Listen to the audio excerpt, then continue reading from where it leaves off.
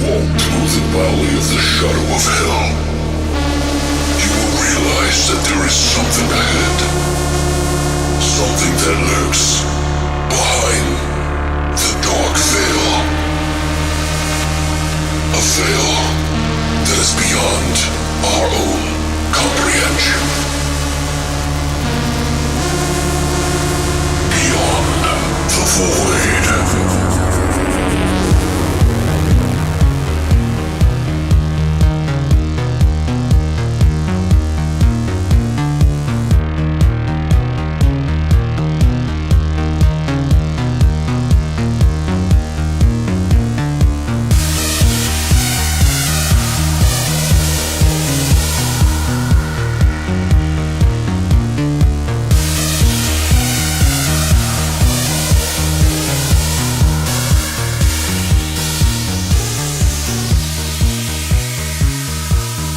What's up, guys, and welcome back to Beyond the Void Horror Podcast. That's right, you have ended in the place that you should have been the whole fucking time we started. Well, it's like an infinite loop. You know what I mean? Like, they've gone through the loop, they think they're going out, but they're coming in. Yeah, that's like just when you thought you could get away from these assholes, you're brought back into their void.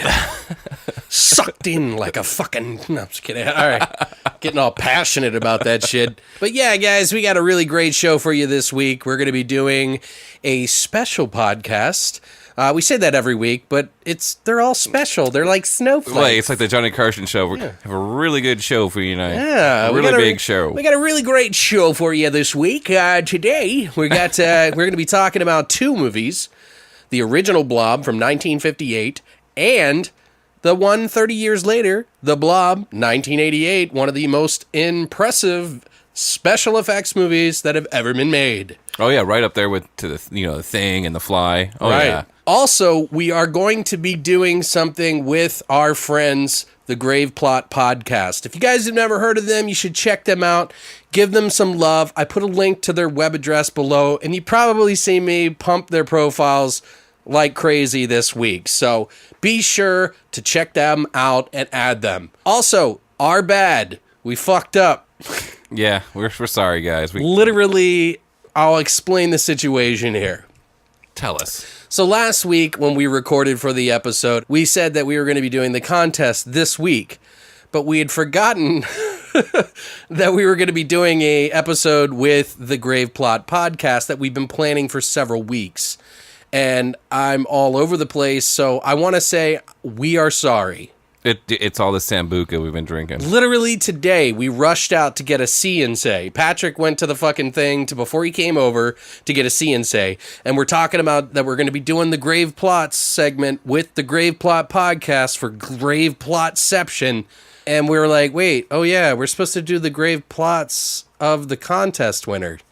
We're like, derp. Right. This whole day that we came in to get everything prepared. We even hung out yesterday to be prepared. And everything in the fucking world went wrong today. God! It really did. Fuck, man. So at the last minute, we're like getting ready for the Graveplot guys to come on. I forgot that I had to get the splitter. The splitter for our audio so that Patrick could hear them talk and me talk, because I don't have it running through our board. So then I went to the store, and I'm like, okay, I'm going to go to the biggest electronics store because they got to have it. This is my best shot in such a fucking, 10-minute hurry. Literally, electronics is in the name. Right. Yeah, so I go and I look for this, 1/4-inch splitter, which is, the big plug, kind of like the big headphone jack that you guys might know. And I go to look for it, and I couldn't find it. So I started getting irritated, and I go over to the guy. I'm like, all right, last-ditch effort. But this guy looked like a fucking useless pile of shit, by the way. Yeah, he's just leaning up against the fucking kiosk, sort of where the computer is. Almost like he was checking his email or on Facebook. Right. And then he's just sitting there like, this what a boring day. And so then I come up with something for him to do, and he's like, I was like, hey man, do you have one of these? It's not the 1/8 inch, I need the 1/4-inch splitter. And he was like, nah, you probably should just check Guitar Center or something. I was like, oh, okay. So I went back to the aisle to figure out another solution. He didn't come over to help me or anything. I was ready to punch the guy. So I was like, I took the little piece that I had, I threw it on the ground. I was like, well, they don't care. Why should I? Why Fuck 'em. should I? Yeah. But anyway, in a little while, we'll let you guys hear the Graveplots segment of the Graveplot podcast that did it with us. It was a lot of fun. Oh, yeah, dude. The guys are badass. Definitely want to check that out and stick around for that. Also, like we said, we're going to be doing the contest next week for sure. 100%. Will not lie to you. Punch me in the face. I'm sorry. I blame Patrick. Why me? You're a fucking asshole, Patrick. That's why. Damn it. You know, my mom said be the best thing I'm good at, and I'm going to be the best goddamn asshole I can be. So, what have you been up to this week? Not much. Pretty much just straighten up the house, and I found out yesterday that I'm going back to Vegas. Oh, my God. Yeah, baby. You guys, you think there's some air of mystery about this place, right? Right. A lot of people that live in Vegas are like, yay, Vegas. Yeah. But everybody, and the reason why is because everybody that comes to Vegas is like, gonna buy me some money, gonna have some. Driving out in convertibles like you. They're like, these fucking jackasses. We're flying this time, which I fucking deathly afraid of flying. I hate it. I don't like it. Oh my God. Get over it, man. Nope. Humans were meant to fly. No. Never. Just flap your arms really hard and wish. Like, I really hate when, like, you come in for, like, when you approach the landing and, like, they take the, the power out of the engines. It just feels like the plane's just going to just fall out of the I'm fucking pretty sky. sure that by the time you're about to land, it'll roll over and bust into flames. You're going to feel like an asshole if that really happens. Oh, fuck you. Don't say that. Oh, maybe I'll be like, well, I guess I'm Nostradamus. Who's going to be the next co-host? I'm just kidding. Just kidding. As far as I'm concerned, I've been just... Well, you got some sweet shit in the mail today. Yeah, I did get a lot of... I'm not trying to bring up my fucking birthday, but I got some shit in the mail today for my birthday, which, it took a week to get here. See, he just likes to bring up his Shut birthday. the fuck up. I knew you were going to say that. You're so special, It Alex. came in the mail today, but I got the house collection, guys, and I'm super excited about it. I was like, oh, God, please don't be region blocked. Because I heard that the first 2 discs were not region blocked. It was region A and B. Right. Region 1 and 2. Mm-hmm. But, because it comes with a DVD and Blu-ray, But the other 2 movies, part 3 and 4, The Horror Show and part 4, Repossessed, I checked and I popped it in my Xbox. This is all I'm telling you what the facts are, okay? I popped in the 2 version, or part 3 and part 4 into my Xbox in the United States, and it played fine. So, if you've been debating whether or not to get the collection instead of the 2, get it. If you have an Xbox. Yeah. Well, I don't know. I could try it on another... I'll give you guys an update on the social media if you guys want to know. Or if you're still going to wait, I'll let you know. I'll try it out on a Blu-ray player. But this was an Xbox One, by the way, too. Yeah, I played it on an Xbox One. I don't know that really makes a difference. Right. But I will say, the only reason I have concern about it is because some of the DVDs that I have that are in different regions than the United States or, North America, Right. they do play. So I have some DVDs that would never have played anywhere else that do play on the Xbox. So that's my only concern. Right. I have an Xbox One. It works for me. That's all I give a fuck about. But I'll let you guys know if I find out if it plays in the Blu-ray player just the same. So, but other than that, yeah, I really haven't been doing too much. Just been working on the podcast behind the scenes, and yeah, that's about it. Yeah. Yeah, we never have Jerking off anything here? cool to say, huh? I know, right?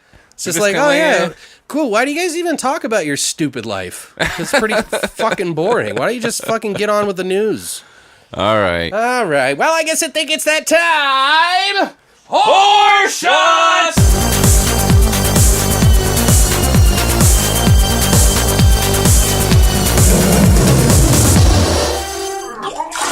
Got a treat for you. Yeah, get your shot glasses out. Pull down your panties. Open your jolly holes. Yeah. Bend over. It's time to get jacked by the horror shot. Or actually, it's going to be us getting jacked. Fuck.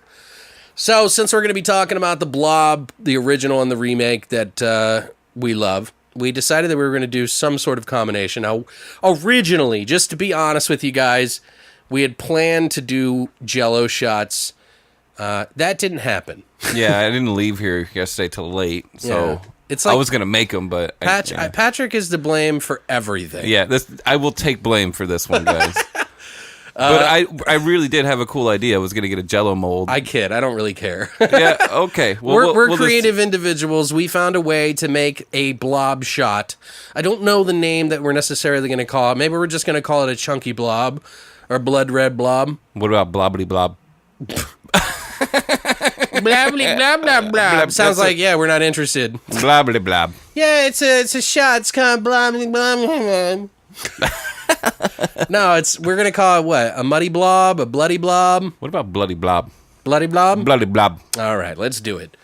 So the ingredients that we're gonna be using today: half a shot of vodka, almost just shy of a half a shot of Bailey's Irish Cream. Maybe a little less than half. You want that red to really shine through. Right. Then grenadine syrup we're using, so just any grenadine really. We also have some chunky stuff. Some blood red grapefruit that we mashed up with the juice, and we're going to put that in our shot. It's cool because the little fibers look like little tentacles. Yeah, it kind of looks like the remake. It's very bloody. Blobbly.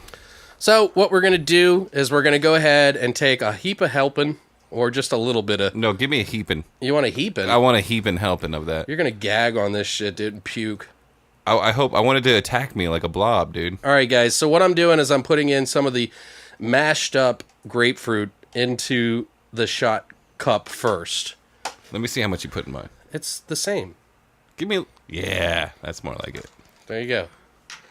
Now we're going to go ahead and fill up the shot about halfway with vodka. Vodka. Now you're going to want to put the Baileys on top and then pour the grenadine on top. So you drizzle in some of the Baileys, and you'll see that it actually submerges below the vodka. You don't need to stir it. It does it underneath it. It'll become cloudy. All right. Now that we got all those ingredients in there, we're going to go ahead and pour the rest, fill it up to the top as much as you can with the grenadine. Give it that blobbity color underneath. To the brim. So it's like the vodka floats on top of this, by the way. This almost, you know what this kind of reminds me of? Of like the Golden Child. Oh, yeah, like the little oatmeal or Yeah, whatever. they have the oatmeal and then the blood's underneath it. Right. Like, that's what this kind of looks like. Say, I want the knife. I want the knife. Now. Please. All right. All right, bring it in. So, to a fucking great episode, eh? Yeah. All right. Open your flip-flaps. Oh, God. I almost puked. I seriously almost puked. Don't chew on it, for Christ's sake. I almost puked, dude. Me too. I'm still holding it back. Chew it back, baby. Ooh. Oh, I dare you motherfuckers out there to try this. I dare you. God, dude, that was bad. It was so bad. It's not even the taste, it's just the texture. And with the taste as well. It's that cream. No, it didn't taste bad. It's just the texture of the fucking grapefruit that's all floating around, flip-flapping around in your fucking throat. Oof. Dude, I almost just immediately projectile vomited. Yeah. I dare you guys. Ugh. Yeah, if you're of age, 21 or older, or 18 if you're in like a country that allows you to drink at that age, I dare you motherfuckers to drink this. Do a double shot. Make us proud. And make sure you put a heaping of helping grapefruit in there. We put at least about a half a teaspoon or about a teaspoon of, Well, mine looked like a tablespoon. No, it was not a tablespoon. Maybe half a tablespoon. It was like it's like maybe a teaspoon. Maybe. But anyway, guys, that's it for horror shots. Yeah, my body's still reeling in horror from that.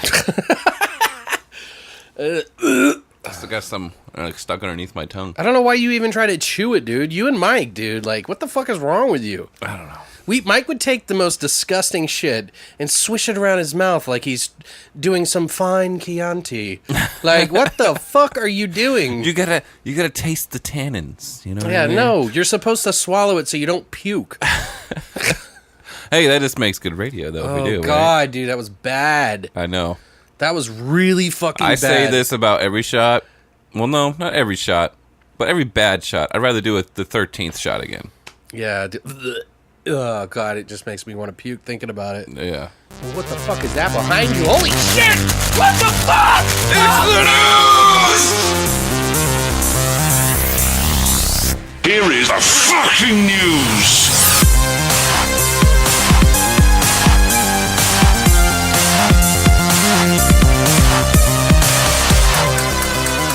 Alright, guys, so there's some crazy fucking news. What you got? Well, first of all, I want to talk about one of the games I've been fucking waiting and dying, and I'm sure I'm not alone on this. It's the new Friday the 13th video game. Oh, dude.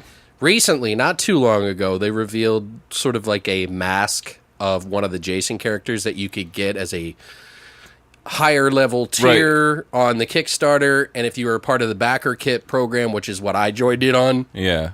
you could buy it for like $6. And this is a Tom Savini one, right? Right. What they did is they showed just the mask of this, but it was essentially what they reported on was that it was going to be what Jason looked like if once he escaped hell from Satan. Because in Jason Goes to Hell, they never really fill in that loop. So they thought it'd be kind of clever to have Tom Savini do a version of Jason back from hell. He calls it the Hellfire Jason Voorhees for the game. It looks pretty cool. Yeah, they just did a full reveal. So not only are they showing the mask and everything, they're actually showing him in action. He carries around a trident, a sort of devil's fucking... Or pitchfork or yeah. whatever you want to... They call it a devil's pitchfork. Right. But it looks pretty cool. His eyes are all glowing. You see like embers burning off of his back as he's walking. I wish they did make it look more like a pitchfork, though, because it does look more like a trident than it does a pitchfork. It kind of does look like a trident, but I don't mind. I actually think it's kind of cool. No, it's cool, but it'd be cooler if it was a pitchfork. Yeah, I guess. But I think it's cool. I don't know. I'm happy with it. Yeah, no, all in all, it's stop cool. complaining, Pat. All right, I'm done. They said that they were going to be pushing it at the end of the April here, so I'm hoping we're going to hear some news, guys. I haven't talked to Wes Keltner, and I don't want to bug him. Like, I know how, just so you guys know, like, these guys are doing something different, and I think in some ways it's really good, in other ways it's working against them because they're so vocal with their fans. Right. They're telling everybody exactly how everything's going on, but the anticipation's so large that some people get a little irritated. But it's like, first of all, not the fact that they're bringing the game out to not just PC, but PlayStation and Xbox One, PlayStation 4 and Xbox One, it's like it takes time to get all the certifications for each of them. Right. And some, I'm assuming Xbox has a little bit more certification because they have more devices and stuff, but there's all these things that they got to pass. So they're waiting and desperately trying to get it done. So the PC version's pretty much fucking done. Right. The Xbox and the PS4, I think the PS4 is done. Don't quote me on this, guys. But just be patient, okay? These things take time because these companies want to make sure that they put out the best product so it doesn't glitch up. It's taking a lot It's a longer. double-edged sword, too. Well, and there's a team of, like, I think they said, like, Ilphonic and Gun Media is, like, 8 people. Okay. So, we're you know what I mean? Like, they're making stuff on the fly, right, trying to get it all done to meet the standards that these companies are trying to ask for. Well, the reason I said it's like a double-edged sword is because while they're still in production, there's these other companies out there who are making games like this game. Right. But not as good. Well, and, you know, for a team of this many people, it's really not that big. Right. Pretty cool, though. Oh, I dude. think there's more heart in this game than most games I see. Oh, dude, it looks polished. It looks like they really paid attention to what the fans I would think want they're to doing. see. I think they're doing a good service for it. They got all the people backing it. They know what they want.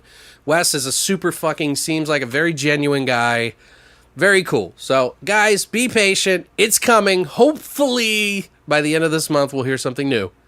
So keep your eyes, if you haven't already, follow the Friday the 13th video game to see if you can Right. Keep up to date with it, or go on to the Reddit page, because that is always updated. Or tune into us, because I tell you, anytime there's something out about this game, we are definitely going to be talking about it. We usually do repost a lot of their stuff. So. Right. But... All right, guys, so that was a little bit of alert to let you know that we're editing this part in. It has been announced that Friday the 13th, the video game, is coming out on PC, PlayStation 4, and Xbox One, May 26, guys. That's right! Also, guys, I want to let you know that the Conduit short film Kickstarter is currently at 92% funded.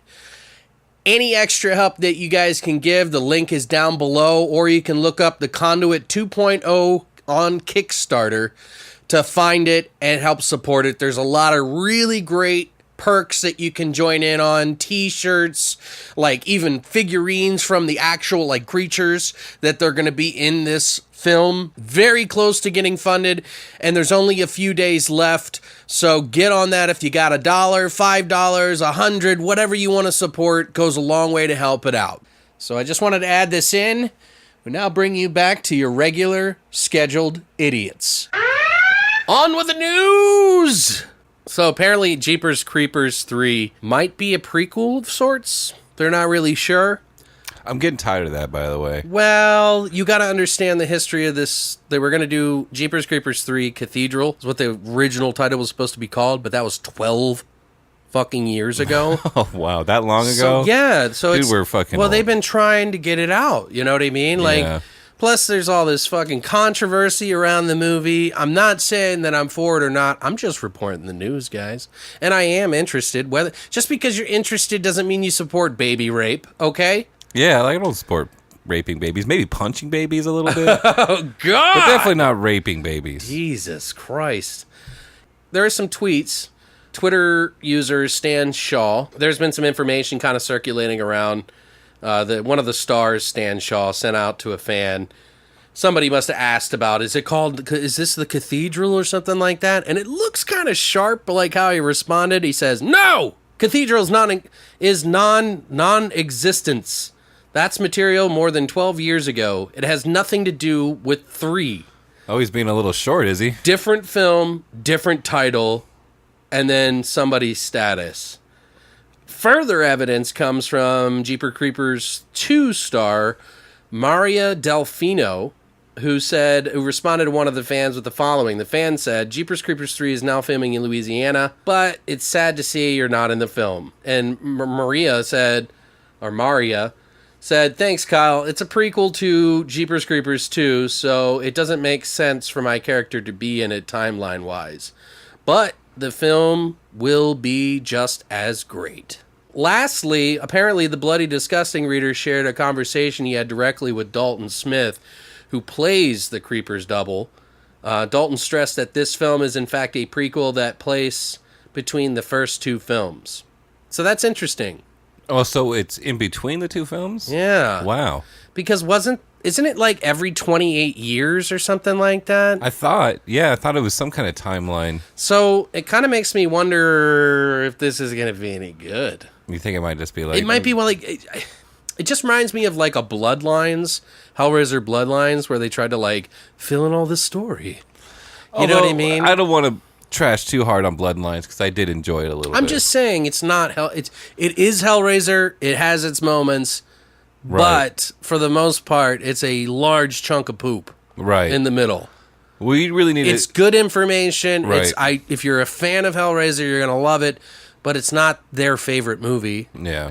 Anyway, that basically kind of sums it up. They do know that Gina Phillips does not, in fact, return as Trish, so she's not in it. The original movie was with Justin Long and Gina Phillips, so they were like brother and sister traveling across the country. I like Justin Long. And I don't necessarily think just because you're watching this in any way, shape, or form, whether you're paying for it or not, that means you're supporting it. Yeah. Right. So, also, we got a new show coming out on Sci-Fi. Now, I'm not really sure if this is just a movie or sort of like a bunch of shorts. Right. There is a new series. It's called a series, so I'm assuming it's kind of like I don't know how many episodes they're going to be doing of it, but it is a series of some sort on Sci-Fi that looks like it's trying to pay homage to some of the sort of the faux trailer sort of pastiche retro style. It looks very Grindhouse. Yeah, it is. Well, it's considered a Grindhouse movie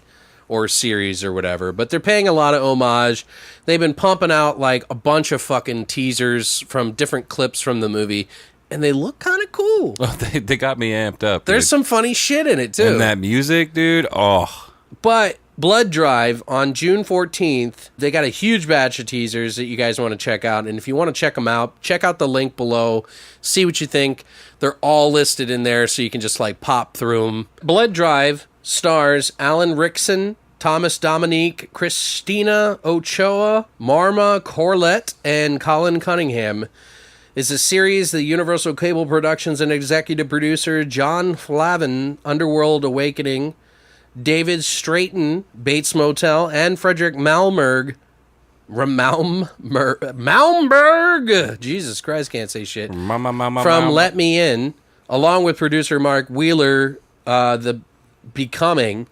James Rowland from Weeds created this project and is a co-executive producer on the series. That's what they say here. But here's the synopsis. Check it out. Los Angeles in the near future, where water is as scarce as oil and climate change keeps the temperature at a cool 115 degrees in the shade. It's a place where crime is so rampant that the worst violence is punished, and where Arthur Bailey, the city's last good cop, runs afoul on the dirtiest and meanest underground car rally in the world, Blood Drive. The master of ceremonies is a vaudevillian nightmare. The drivers are homicidal deviants, and the cars run on human blood. Buckle up, lube up, and prepare for everything you know about cable television to blow up. But yeah, it looks kind of cool. What did you think? Oh, I liked it. I like the music that they were using. Not on every trailer, by the way. It was just like that very synthwave kind of. Right. It was like really cool. It just had like that vibe. No, it definitely had a great feel to it. As soon as I saw that it had that Grindhouse vibe, I was sold.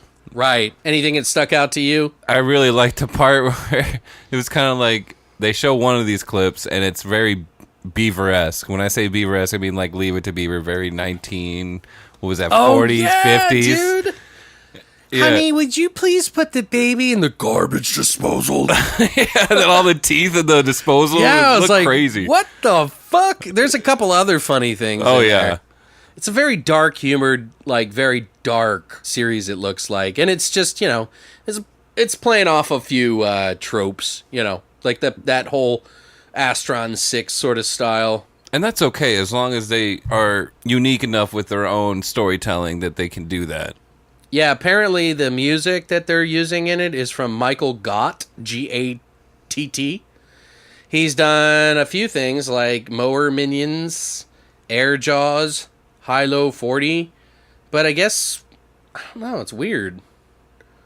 I thought there was other music by in there, but I guess not. It doesn't say anything. But the music does definitely stand out to me, so I don't know. Check it out, guys. See what you think. Some of the next news that we are going to bring to you is not the best news, and sometimes we have to bring these things up. I personally wasn't necessarily a personal fan of it, nor necessarily Patrick at that, but in the same respect, I do appreciate some of the movies that this person made, and that is J.C. Spink. He was a producer, and he recently died at the age of 45. J.C. Spink was found unresponsive in his home on April 18th, and the coroner Ed Winter is saying that it was reported as possibly the result of natural causes, although they are going to be investigating on this further. And they done like a toxicology Not report? Yet. All right. But Spink and his college roommate, Chris Bender, formed the management company Bender Spink, which dissolved just last year after an 18-year run. And through the company, they were producers on films such as The Butterfly Effect, Zombievers, The Hole, The Ring, Ring 2, Rings, A History of Violence, Red Eye, The Ruins, and many, many more. The History of Violence is pretty good. Right. Well, I mean, they've done some really good films. Yeah. And The Butterfly Effect? Are you kidding me? Oh, I loved it. Yeah, that movie's great. A lot of people downplay that movie, though. I've noticed that. I'm like, why? Well, I'm going to downplay their mom. Yeah, that's it. We're taking your mom down to D-Town. But yeah, this sucks, guys. So maybe we'll just lift our beers here. Cheers to Cheers, my JC friend. Smink. I mean, 45 is pretty young, man. Way too young to be. Yeah. I mean, I'm not just a fucking way too young hop to and be a dead. skip away from that myself. You know what I mean? So it's like. Also, Alien Day is coming. Whee! I didn't even know this was a thing, and I'm a huge know. Alien fan. I never knew about this. As you already know, guys, the new Alien Covenant movie is coming out in no time at all. Basically, the Alien franchise returns, and we're 1 week away from Alien Day, which is technically going to be a few days away for you guys when you hear this. But Alien Day is a global celebration of the Alien franchise. It's Wednesday, April 26th. A nod to Planet LV-426, by the way, and one of the biggest events this year in the theatrical re-release of Ridley Scott's original Alien movie. So what they're going to be doing, Regal Cinema has a few theaters across the country that are going to be playing the original Alien movie. Oh, dude, it's my favorite. It is so... We got to go watch it. You going to come with me? It might be worth seeing. I mean, I would definitely appreciate it if it was like a really good copy. Right. And not just someone playing a Blu-ray.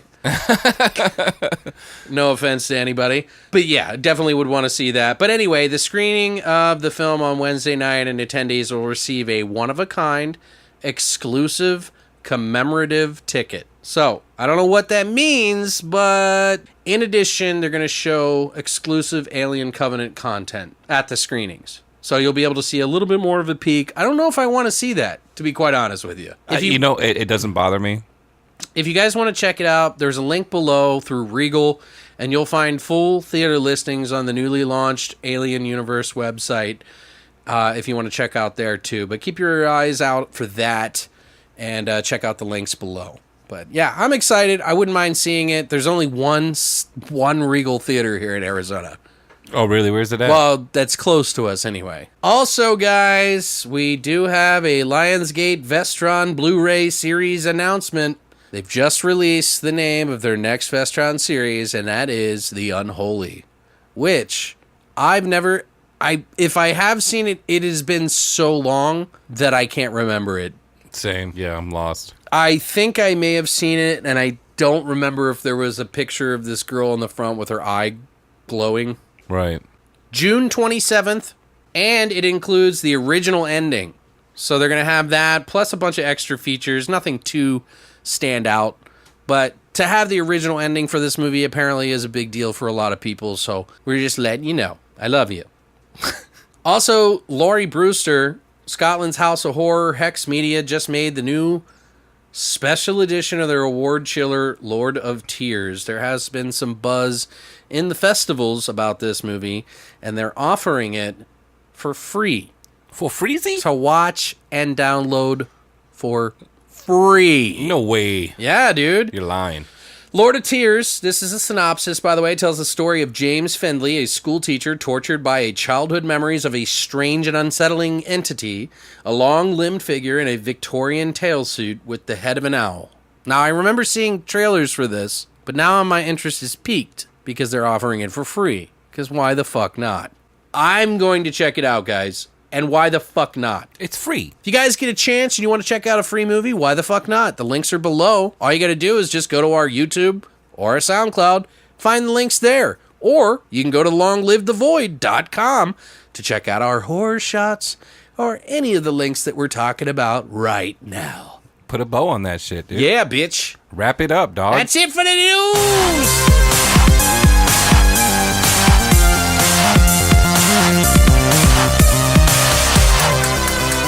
All right, guys, now typically what we do is grave plots, but today we're doing grave plots.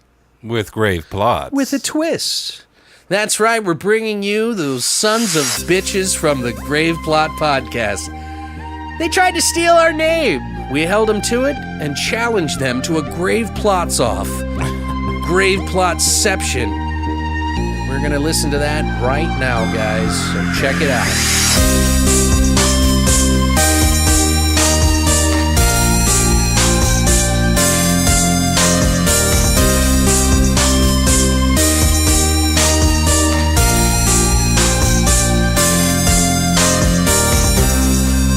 right, guys, we are back, and we are going to be doing our grave plots with a little bit of grave plotception from the Grave Plot podcasts with Taylor and Tony.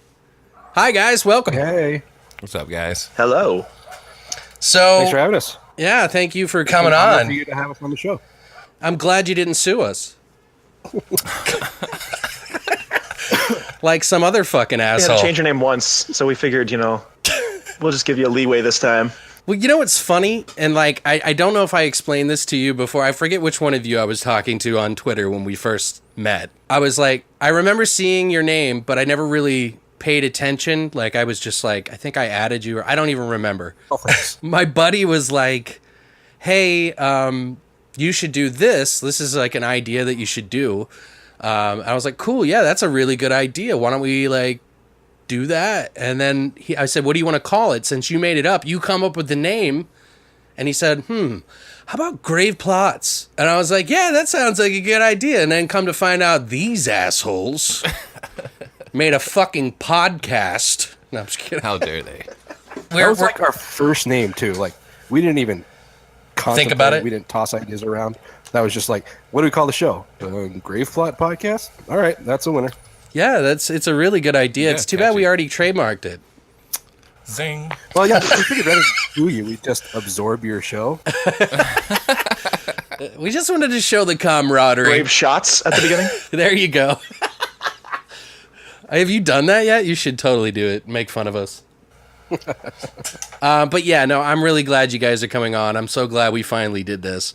And I know it, like, if you guys listening now don't have any idea, but we went through I went through a nightmare just now trying to get all this set up. So we're finally here. But now to give you guys an idea what Grave Plots is, what we're doing is we're going to be flipping a coin to decide who pulls from the cup. But we've written names, 2 each per person, fake movie titles that we put into a cup. Whoever wins from the flips, from the coin flip, we're going to decide what that movie title is and then make it up on the spot, come up with the tagline, everything, and even make a VHS faux cover for the movie. Hey, you can't look at what side the coin's Well, on. I'm before not you even flip really it. going to flip it. I'm just going to pretend. Oh. Okay. I'm curious as how. We can still hear you. Oh, hey, what's up, guys?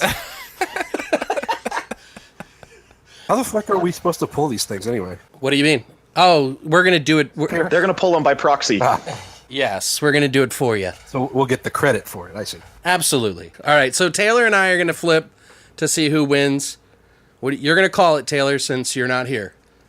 Heads or tails? Tails never fails. There you go. Tails. Okay, Taylor wins. Now it's your turn with Tony. All right, Tony, you ready? Let's do it. All right, call it. Heads. Tails. Okay, so it's between Taylor and Patrick. I'll flip. Taylor, you're calling it. Tails never fails. Tails wins. So the reason we Told you. did it this way, guys, in this cup there are a couple of take a shots, and we wanted to make sure that those guys over there did it. So I'm gonna be pulling for Taylor, pulling it out slowly. Like a gentleman. So slow. Oh, it is. Look, I'm not even lying. Take a shot. Take a shot. Ah, shit. All right. Hang on. Get it. I got to go get some whiskey. Get her greased up, Taylor. Wait, we're both doing it, right? No, just Taylor. Okay. You can if you Yeah, want. because I won. Fuck Taylor. Yeah, you can if you want. This is winning. I don't think my wife would appreciate coming home to see me drinking on a fucking Wednesday night. Just blame the Beyond the Void horror podcast. Just Be tell her like, you're working and then tell her to I'll make you a start blaming you sandwich. guys for everything. BTV made me. All my Kind of life like problems. Satan. Satan made me. All right, bottoms up. Bottoms up, sir. Ah, I'll drink with you. all right. All right, we get to draw again now. Oh. This is a bad name. Is it mine? Oh, it's mine, isn't it? No, it's mine, because I always have the luck for some odd fucking reason. That's why you need to take a little bit more time. What? I just was in a hurry, man. It's the Cosmic Monster. Sorry. It's a shitty title, but maybe we can make a really good movie out of this. You're like, fuck, this sucks. Silence. Now, Yeah. Now you know our fucking trials and tribulations. You know, when we Right. have to do this. We're sticking with cosmic monsters. You can do it, guys. I can't say anything. So, Taylor, Tony, Patrick, you guys get to come up with the premise before I say a fucking word. All right, guys. What are you guys thinking? Cosmic monster. Fuck. It sounds like a kid's movie. Right. Yeah. So I'm thinking like Little Monsters, something along those lines. I'm thinking like something like Space Invaders. Yeah. Like Little Martians or something. Yeah, that's what it was. Not Space Invaders. The fuck am I talking about? Yeah, something along those lines. Okay. So like Mars Attacks. No, not fucking Mars Attacks. Would have missed it. God, cosmic monster. I'm sorry, guys. Now, how do they? Is it now? We gonna be on Earth? Is it gonna be like an asteroid comes to Earth, or is it gonna be like aliens actually land? Or I'm thinking it should be on Earth. okay, Yeah. So somehow this monster comes to Earth. Does there need to be any kind of backstory, or does it just kind of show up one day? Well, maybe we just figure. Well, I can't. Should I say anything? I can't Shut say up. anything. I'm sorry. just shut your damn filth hole. Figure it out. Well, it could be on Earth. Should or it be on could- Earth. Are we going with the kid movie thing, or are we beefing this up a bit? I can do I mean, either or. it's just hard for me to take a movie called Cosmic Monster seriously. Exactly. Right, I'm sorry. All right. I'm sorry. Think sexual. sexual, huh? Yeah, I'm just gonna push it a little sexually. No, I'm kidding. There we go. Sex and kids, a winning combination. Sex and kids. That won't raise some eyebrows. Things are really getting controversial over here at the Graveplot Horror Beyond the Veil podcast, Beyond the Void podcast. Oops. Oops. You don't watch yourself. Oops. Oh well, I might get sued now. Get hit with that band Maybe it's about Chris Geo, and he's like the cosmic monster since he wields crystals and shit. Just getting high off ayahuasca all the time and shit. Dude, I'm gonna get sued. Oh, fuck him. So maybe it's just some fucking giant, like Lovecraftian, like tentacle monster that comes down from space, and I don't know. It feeds on something that you wouldn't expect, and it just Ooh, I like it. constantly grows like the blob. I like it. What if? Okay. Okay, now I'm gonna throw in my 2 cents now because Well, he I said like it that. constantly feeds on something. What's the thing Well, that maybe we it- have most on Earth? Okay, maybe it's like if you guys have obviously seen Hellboy. You know that like space creature that they like are trying to bring to Earth, Right. and it's like this Yeah. huge bulking mass. What if the cosmic monster is really just that big? It affects, it's like tentacles affect the Earth in some way by causing some other Okay. random horrors Like on you're the talking planet. about like hurricanes and earthquakes. Well, no, and no, shit no, like no. that. I mean, like other monsters. Like maybe it like infects people and then they turn into something or like whatever while it's starting to drain the planet or whatever the fuck. So you're saying Like, it maybe messes it just with their makes, like, genetic makeup, pretty much. Whatever this thing is throwing out there. What? Kinda you're saying like it's like nuclear radiation or something like that, where it actually affects No, their just cells. tentacles attacking people. Like it has thousands of tentacles that wrap around the Earth in some way. Okay. Do you see what I'm saying? Or just touch the Earth or whatever. And maybe it causes zombies or vampires or whatever the fuck. I don't care. Like creatures from like the beyond. Maybe What it just were like you- gives what if it sentience affects- to like anything, any organic matter. Like if it touches a tree, it turns into a fucking tree monster. There you go. You know, something along those lines. I like that. That's exactly what I said. I don't know what you said. Nuclear. I don't know what the fuck. Well, I was just you, saying that Patrick. it changes the genetic makeup of whatever it comes in contact Like way with. you were going, I was like Kim Jong Un is like fucking coming out of nowhere, and he's like starting nuclear war. Okay. He is the cosmic monster. He's like riding horses through fields of flowers and shit.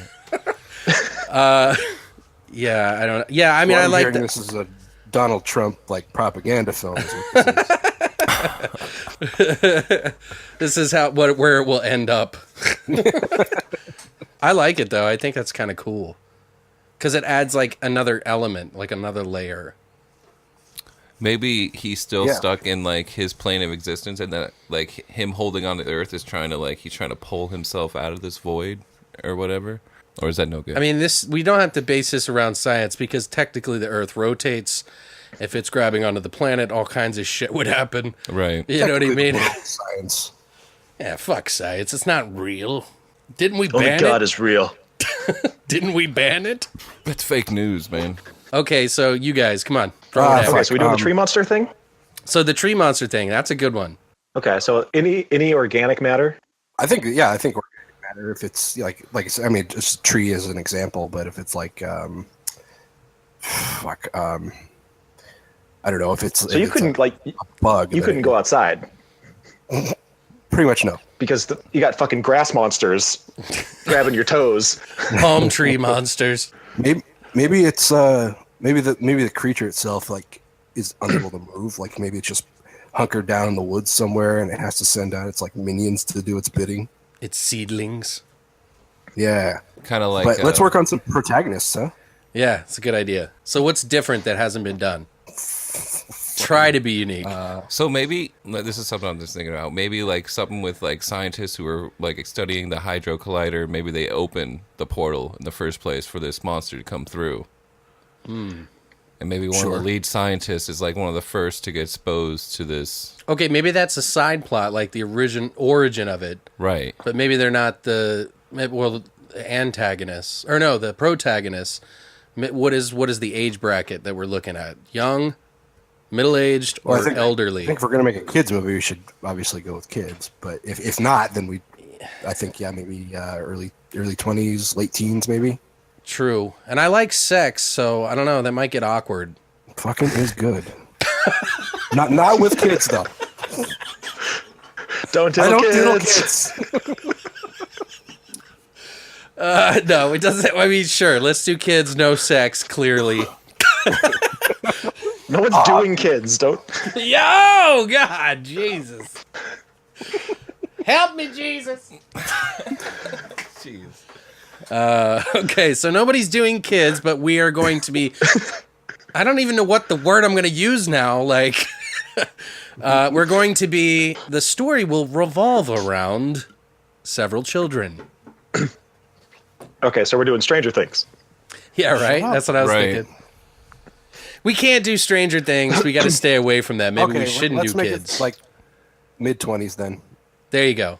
That way we're Let's steering ditch the clear. It of could it. be like college students or something, maybe taking. It almost feels like we're like doing the Strange Things plot. Actually, if we do it with kids, especially. Right. Yeah. Okay, yeah, let's steer away from the kids. Well, they stole from other fucking movies, so fuck them. They really did. But They did can't blame the results. All right, so we got 20-year-old kids, like female, male, how many? Maybe 3 dudes, 2 chicks. That's a party. Yeah, I'm wondering where you're going with this. Well, I'm just saying that's usually the setup. There's always one guy that's like the third wheel. Oh, there's a setup involved. Are you just trying to be fucking? I'm just trying to make it Yeah, he is. uncomfortable. Yeah. I'm just saying that's a Here we go. normal. We got one kid who's in college, and he is like an intern or an assistant to the lab that opened up this portal that brought the creature to our dimension or whatever. Okay. Boom. Boom. So there's one. But he doesn't know. Then I think maybe let's he think doesn't know, like, 100% what Yeah, they're he's doing. not like privy to it, but Yeah. yeah. What were we And gonna then say? like maybe like a Return of the Living Dead type thing where the rest of his friends are just kind of a bunch of assholes that like don't even go to school, but they like gripe him for being a college kid. Oh. Like he kind of left them behind and he went off to college. Yeah, but he still tries to hang out, but Right. maybe not as much as he used to. Maybe he's got, like, one of his friends is, like, still friends with him, but he hates that he's so motivated, and he's, like, the party animal kind of guy. Or maybe he can be like the party animal kind of guy, but he was smart, like probably in the same kind of Well, classes that's, I'm he saying was. his but he friend is kinda, the party animal. Right, no, but I'm saying like maybe the party animal is as smart as him, but he didn't feel like going the same route as he did. Like he thought that was just a bunch of Well, they definitely have to fall He's in smart, love. but he didn't want to go to school, basically. right. Yeah, maybe the school kid thinks like he tries to not act like he thinks he's better, but it kind of comes through a little bit. Right. Like his buddy just never grew up. Yeah, exactly. Okay. His buddy's always trying to hit him up because he feels like he's losing his friend, the party animal guy. What are we going to call him, the party guy? Skeeter. Skeeter. Yep. Skeeter? What about Bender? No, we can't call him Bender. That's the name of my fucking bandmate. Well, I thought the name is funny. Well, it's just weird for me. All right. Skeeter. Skeeter just sounds a little sexual. No, I think it's funny. Skeeter. So does he have an accent? Does he talk like this? There's a Skeeter on my Peter. Flick it off. Come on, Peter. Why are you working all the time? It's time to get laid and drink some booze. Come on, Skeeter knows. We said he's smart though, right? Oh, Right. Wait. Oh, his buddy? Well, maybe he's just a smart redneck. He just prefers to talk that way. Wait, Maybe smart they have redneck. low That doesn't. standards in the South. I don't know. Now you're making him ginger? Now, we've just lost all of our redneck listeners. Thanks, Great Plot. Yeah, you're welcome. You don't want that. You don't need that in your life. I don't want you hanging out with that kind of element. I don't know. Just the name Skeeter does not sound very intelligent. Maybe that's my problem. Well, maybe. I mean, Skeeter can be a nickname because he's like a party dude, right? So Yeah, But Francis his name Skeeter. is Nathaniel. Yeah. Stop calling me Skeeter. I've grown out of that phase. Yeah. okay, so well- Nathaniel, aka Skeeter. Oh, Nathaniel. Okay, so it's Nathaniel Skeeter, whatever. But we'll call him Skeeter. Abramovich. Bramovich. There you go. Nathaniel Skeeter Bramovich. His next book on cooking.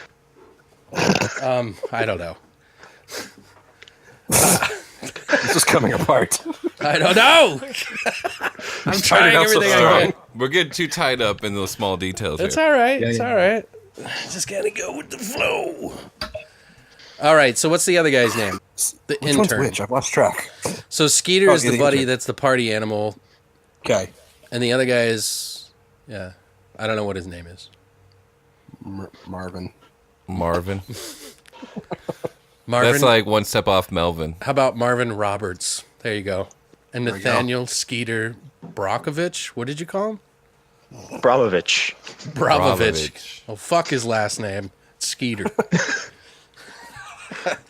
Yeah, everyone just calls him Skeeter. Right. Okay. So we got two characters now. What happens? What do they do? Maybe his buddy drags like the stereotypical thing. He's like, "Come on, man, you've been working so hard," and then he's like, "Why don't you show me what you got going on at your work?" And his buddy convinces him to sneak into the place. Kind of stereotypical, like or typical like story. Yeah. And then they come across something bad happening. Yeah, yeah, like the evil scientist types or Right. I had an some idea, kind of but I don't portal. want to take 2 steps back. What if we called him Beaker? Because he was like a chemistry like major. Oh my God. And then like he made kind of like special drugs Professor and shit that Honeydew? get you fucked up. No, his name is Skeeter, and stop fucking with it. All right, I'm done. I'm sorry. It was just. Is it he was just a- gonna Got a say good thing words? going, Patrick. Is he just gonna be like me? Just the whole time you don't understand what he's saying? Beaker rocks, all right? Fuck Beaker, all right? He's not in our story. He's a fucking failed actor. He's like shooting heroin and He's a sucking dick. failed puppet actor. It's like Meet the Feebles, like in his world. Okay, I'm sorry. Dude, this Anish shit, this Sambuca gets me all fucking rocked up. Like I'm on something heavy. Okay, so go ahead. Now you guys take it. Where do you think we should go from there? Do you like the idea that his buddy's like, maybe his buddy's like trying to convince him to come to a party, and he's like, no, man, I gotta work. And he's like, well, then I'm coming with you. Something Yeah, like maybe that. he brings the party with him. So they're like Oh. having this party. Party in the lab, bro. Yeah, basically, yeah, this big like physics lab or whatever. So is he And, like I don't know. Seth Green's character in 10 Things I Hate About You, where he gets like a backpack full of like Goodies, goodies and shit? dildos and shit. Why is it gonna be sexual, dude? Wait, can't hardly wait. That Was Yeah. that Can't Hardly Wait? yeah. Oh, my bad. Yeah. Good reference, by the way.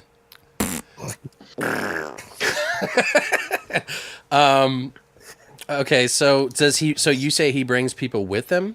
yeah, Yeah, like, he just brings the party. Okay, And so then, how many? like they're How many extra all people? drinking. And he's like, you can't come to the party. I'm bringing the party to you. Oh, okay. I see. That stupid generic 80s movie thing. Yeah, totally. It's a trope. It's good. I So like maybe it. they're partying in the lab or something, and like Skeeter like fucks something up, and that's the initial. Yeah, they all start like flicking switches and say, "What's this do? It's like, no, don't touch that. Don't touch that." Yeah, like they're trying to figure out some algorithm, and he like happenstance hits all these buttons in this specific order to open up the portal for the cosmic monster. Like maybe they make sounds, and he's like trying to make a song out of It it. just happens to be like 69, 69. Yeah. Like He's like Funky Town. 6-9, 6-9, 6-9. That's it. That's the town of Funky Town. Yeah, I like Okay. that. So then this wormhole opens up, and this big tentacled fucker starts crawling through, right? Right. Cosmic monster. It has And tentacles. maybe- Maybe it has like weird shit that falls out of it, and like comes down like meteorites, packets Okay. of some sort of. Little dookies, little ploppies. Well, no, it's not shit. little Just ploppies. like pieces of itself that like mutate things around it, like the tree monster and stuff. Because the tentacle right. thing really bugs me. I don't know why. Because the Earth's spinning and it just doesn't make sense. No, that'd be cool. Maybe if like a shard of falls from space and just like impales somebody right through the stomach, but it's still like in them and just starts to morph them right then and there. Like as soon as it like makes contact through them. Okay. Wait, so are we not going with the tentacle idea? No, we can still do the tentacle idea, but maybe there's Okay. just like it shoots out pods that fall to the Earth. Okay, all right. And so when the pod makes contact with something, it brings it to life. Or Correct. Yeah, it like mutates it, Okay. or things around it. It like infects the Earth some way. So what why is happens he, if it touches a person? Oh, they get high. No, I'm kidding. I don't know. Dude, They're just like, they're like, dude, it smells like jelly. All right, I'm out. No, no, it would totally licking mutate them. Yeah, I was thinking, totally like Lovecraftian kind of. Yeah, that's fine with me. The more Yes, fucked up, like- the better. I was thinking maybe like kind of like a jellyfish, like its tentacles will sting you. Kind of the same thing. If it grabs you, that's it. Like it mutates you somehow. But also like could do like the pod idea or spawn of some kind. But these little jellyfish, like land creatures, come out. yeah. So what are these pods There we doing? go. I like that. I think that's a good idea. Are these pods just like drop pods for infantry, or are they to change the yeah, it- atmosphere, or It like hits the Earth, it destroys some of it, but these pods like open up, like he was saying, into like almost like jellyfish creatures that can crawl across the lands with their tentacles. okay? There we go. So like little blobbies. Yeah, it's kind of cool. I like it. I like it too. We can call them ploppers. Ploppies. So this is kind of a Little comedy. ploppies. Is someone making ploppies? Twosies. What'd you guys call that in the chat earlier? Yeah. Someone taking a twosie? Okay, so where do we go from here? So what's the first they're thing that gets infected? They're like grabbing first thing onto we see? people and things and mutating them into monsters. So you've got like these tree monsters and people turning into monsters and fucking deer monsters and dog monsters and That's cool. Yeah, so so what's the we got- first one we see? Like the first monster. Yeah, because we have to show the initial mutation so that people get the idea. Well, I'm kind of thinking like maybe the party people might be the first victims. The party guy? No, like the guests at the party. Oh, I see what you're saying. Like just because obviously they're in the blast radius, basically. Sure, yeah. No, yeah, that's cool. What if this is? I mean, you could totally change this, but it's just a thought I had. What if like the party ranges on till morning and they have no fucking clue what's going on outside? Like they don't even know that anything's even wrong until they step out of the lab in the morning and they're like, "Holy fuck!" They got to deal with it. Well, what if like there's just that drunk guy passed out in the bush and he gets his face sucked on by one of those fucking ploppers, and he mutates slowly? You know what I mean? There we go. Maybe, Like it's on his back and he doesn't know. okay. So So we're saying like the portal or whatever opens up outside, so they don't even know it happened. well, the portal opens up outside of the Earth, and then the big creature starts coming through, shooting out its pods, which then hit the ground, destroy parts of it, and melt it or whatever the fuck. And then the like creatures, little ploppers or whatever we're calling them, come out. Ploppies? Yeah, ploppies. God damn. Creative, aren't we? So good. But they come out. One of them, maybe one of the guys from the outside of the party, gets attacked or something like that, and brings it inside. and weird shit starts happening, but not everybody realizes it because it's such a raging party. Okay. Yeah. Somehow, some of their friends from that party somehow meet up with them to close the portal at the end. Okay. Yeah. The college kid. What would we name him? Oh, shit. Skeeter. Marvin Roberts. Do we go with Marvin? Marvin's the guy that works. He's the intern and the scientist. Yeah, I think we did. I don't know. Are we gonna have Marvin survive? I think he needs to, or at least sacrifice himself by the end. Okay. He's got to sacrifice himself for the girl. Somehow, There we go. yeah. What if Skeeter does, since he's never made anything of his life? Oh, to save Marvin. Right. Almost like it kind of. There we go. That's good. I'm starting to get notes of like Night of the Creeps a little bit. A little bit. Yeah. Yeah. I'm with you there. Like that vibe. I don't know. It just feels like that, like a Fred Decker sort of film. Which isn't a bad thing. Nah. Night of the Creeps is fucking awesome. It is fucking awesome. So yeah. So good. It's so good. Oh my God. You got any KY jelly up in here? Ugh. Who uses that anyway? This is getting me hot. I'm gonna take my pants off. So there's You got guys to still be got your a. pants on? My bad. We're actually recording this in the bathroom. There'd be a lot more echo. Naturally. Yeah, it's a big bathroom. But so, okay, I feel like it has to kind of turn at some point. Well, what like, happens to these mutated people and things? Like, are they just fucked? Like, they can't? Is there a way to fix them, or you just gotta kill them? Or Maybe they're a part of like a hive mind at that point. Like these ploppies or whatever, they're all connected. So they're all doing the bigger monsters' deeds or whatever. Sure. That Should we makes have sense. them like their bodies are slowly just like being exhausted? Like Right. their bodies are like basically dying at an accelerated rate because they can't quite handle this otherworldly being inside of it. That would be cool. Yeah. they're basically do that. sucking the life out of them? Yeah. Maybe they like turn purple-ish or something. Sure. Some sort Like of weird at color. some point they just explode, kind of like the vampires and Blade. where They it's just start like, oozing. Yeah. Yeah. It's kind of That's cool. good. I like it. I like you. So one of the kids gets there at the party, and they kind of allude to that. But how do we know about them in the beginning? So maybe Skeeter leaves the party to go get his friend Marvin You mean in the beginning. how, It's like, sorry, how do we know about who? you said that there was another party going on. He said, if you're not going to come to the party, I'll bring the party to you. Maybe it's just that whole party they were gonna have. That's what I'm saying. But it's Like at the lab. maybe Skeeter's there first. I know this is like specific, but I'm just trying to paint the picture so it makes sense. Because for whatever reason, there's like a loophole why would we even be talking about this other party because we know none of the characters. But maybe Skeeter was there in the beginning and he calls his friend like, "Are you coming to the party?" And that's when Skeeter goes to him to his work. Yeah, that's good. Like maybe I don't know. Maybe it's just some fucking bumpkin backyard party or something, just like a bonfire. You could or be like something. handing out flyers or something, just random people. I don't know. That's a bad idea though. As far as like if you were actually having a party, I've done that. It's not a good idea. That's how you get rapists. I mean, we had a raging party, but it was just a lot of people I didn't know waving guns and shit. Anyway, I'm sorry. I got all hung up on that. Okay, so yeah, I think they're probably having some. Necessarily have to be a bonfire, but something of the like. And Skeeter calls Marvin. He says, "Where the fuck are you?" And he's like, "I got to work late tonight." She's like, "All right, well, I'm coming to you." And he just brings like 100 people or however many with him. to Oh, this okay. fucking lab. Party train. Exactly. He's like, "You're going to get me fired, man. Like, what the fuck?"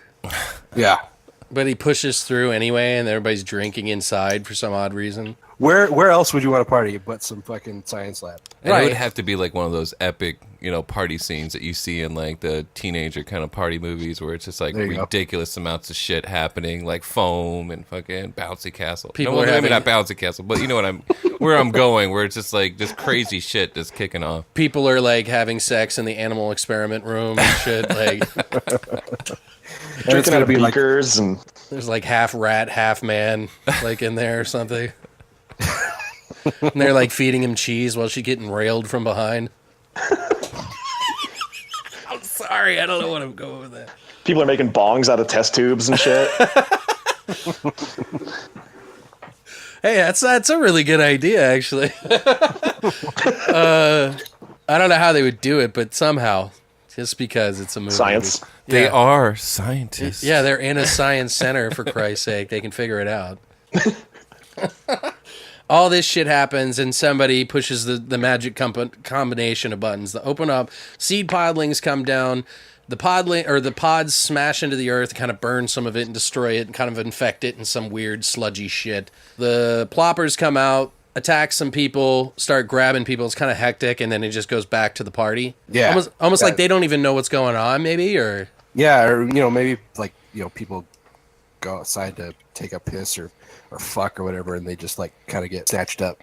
There you go, by different weird fucking shit. And maybe like the core group, like Skeeter and Melvin or Marvin, sorry, and his girlfriend or whatever, maybe go up to like an observatory part of the lab, right, to like chill out and do whatever they're gonna do with their little group, and they come back and they see that the whole party has just been transformed into these fucking ploppies, There we go. whatever you want to call them. We have got a better name for that. It's plopper sounds like someone dropped a turd out of their ass.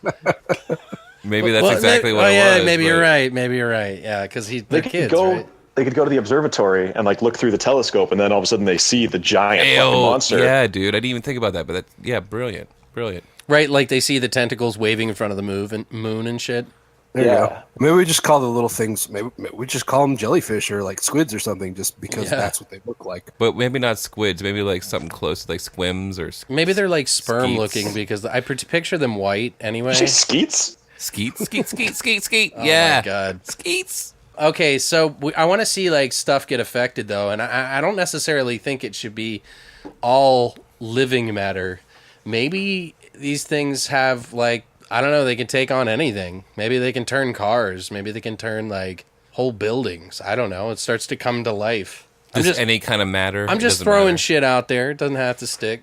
I think if that happens, you're pretty much proper fucked. Right. Yeah. Like, what do you do in that case? Well, you just make Everything jokes. on the world is monsters. Yeah. Well, maybe it doesn't affect everything, because there's only so many, and each one can only infect one thing unless they group up. Well, maybe that's how this first monster was created. That it was a world at one point, and then it got infected with this virus, and now it's this big amalgamation. So it's literally a world. So maybe it's trying to make a mate, and it's looking, and it just tries to do it with our planet. It wants to fuck itself. Well, yeah, anything works. I You mean, know how it is when you're horny. Well, you're if like, it's you a start hive looking at bath mind, towels and shit. if it's a hive mind, I mean, yeah, it's essentially fucking itself. So then can things kind of like bunch together? Like you could have like a deer monster and a tree monster, and then all of a sudden they just come together, and now they're this one monster, this fucking tree Oh, deer. dude, that'd be wicked. Maybe they don't do it until towards the end, though. Right. Yeah. That could be like some like second or third act shit. Seems like something that's like towards the end of the second and then the third. Yeah, where shit just starts to get. And then that's when they realize that the monster in the sky is this just collection of all these other monsters who merge together. But they have to mature somehow. We don't have to get into that detail. Right. Well, maybe they get into a rocket at the end. Somehow they get off the planet before the planet completely transforms into this being. It could be like the Independence Day ending, sort of. Like they shoot a rocket up out of the fucking science base. Well, they're not going to destroy it. Like, they just see the Earth transforming into the same creature. But I'm saying maybe the science lab has a missile silo in it because they prepared for this just in case. Okay. Yeah, all right. Just because it's ridiculous, and why not? Fuck it. I mean, if they have a code to open this portal, then surely they know it's there, right? Right. Maybe, there we go. Remember we were saying Skeeter would like save his friend's life? Right. Maybe Skeeter gets up into the rocket with this girl, and they're like, maybe it's maybe they have sex or whatever. And the rocket goes shooting up into the sky, and it's about to go up, and then it just like blows up before it even hits the thing. And it's like, the whole world's over. Do you know what I mean? Like, it didn't hit its objective like you think it will. So it's like this big, like, he's going to save the day. And like his tentacle just brushes it away. Yeah. Like, bro. So we just arrive at this ending where it's like, shit. Everybody's dead. Okay. Yeah. I'm down with that. I don't know. I just like endings like that because then it's like, I don't know. I like when they lead you in sort of a direction, a happy direction, and they take it away from you. Right. Or like, what if the rocket's going up into the sky and they just start throwing ploppies on it, and it's just like it just is getting covered in all these ploppies, and eventually they take it over, and the rocket itself turns into this monster, and either falls to Earth or like joins with the monster in the sky. Oh, and it just slaps into the fucking big creature like a big slab of meat. Yeah, and it just absorbs it. Yeah. By the end of it, it's just like, blah. There we go. Okay, that's cool. I like that. So now so the party's happening, and maybe they're starting to realize that people are disappearing and dying. And I think maybe like something like gets, let's say, infected for lack of a better term. Like they start wandering away. Like we could say like it's a deer or some fucking bum that just happened by or something, and they kind of like make their way out into the world. And like we jump back and forth from the lab to these few characters that are basically going out and spreading this infection. Oh, to, okay. Well, I thought it was going to be like localized at the lab because they get No. in the rocket, right? The goal is The to take whole- over the world. Eventually, it's going to take over the whole world. I mean, it's Right. a cosmic creature. You're not going to like, just this area. Right. Okay. I mean, we don't have to focus on it. It's not a just like- microscope. There's more than just Skeeter and Marvin. There's other characters. We just haven't developed them yet. Yeah, it's just like these inconsequential characters. It could be, like I said, it could be animals. It could be just some random people that just happen to get attacked by these ploppers. For the lack of better words. Goddamn ploppers.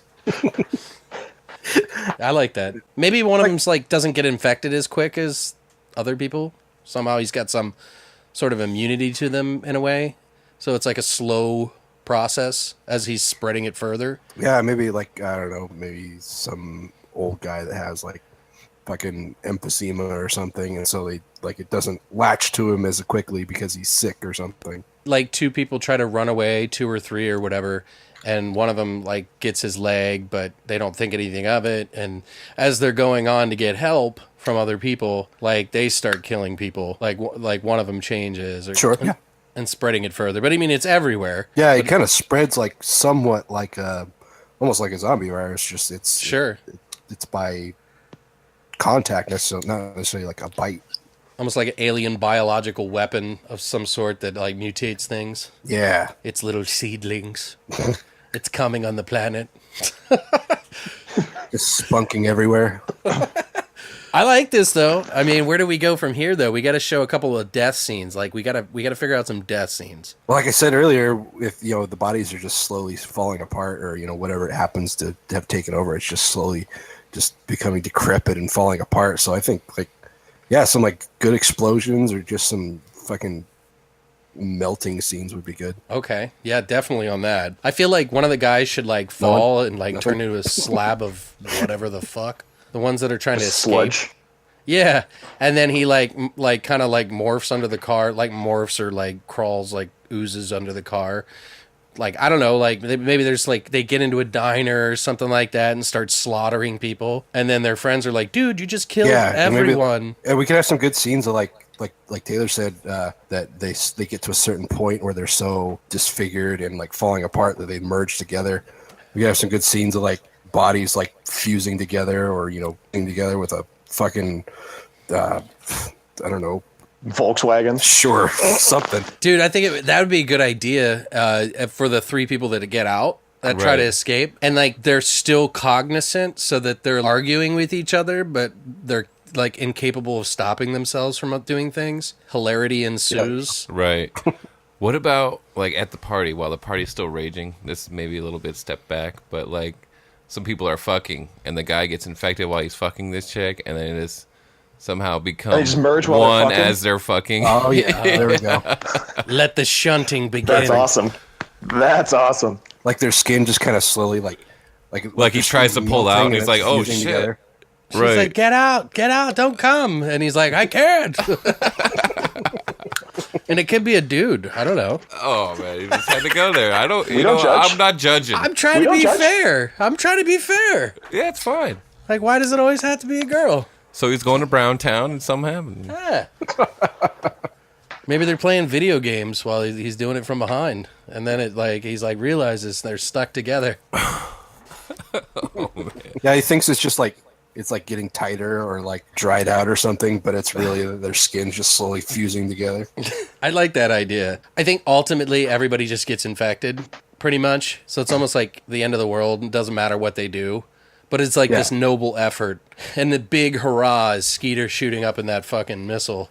Like this. And then like the very end, after the missile explodes, you could show like the fucking Eiffel Tower coming alive and becoming a monster, and then the fucking like Taj Mahal becoming a monster, and just show all these landmarks all around the world just to show that it's this giant global thing and the world is just fucked. Yeah, there you go. Little clips just towards the end. And what about instead of like Skeeter being the rocket? Like Skeeter's the guy that has to, stay behind and like hold the lever so it could launch. So he's like sacrificing himself for his friend. But he's trying to say he knows that he's gonna die by shooting up in this missile or rocket or whatever to try to kill it. Okay.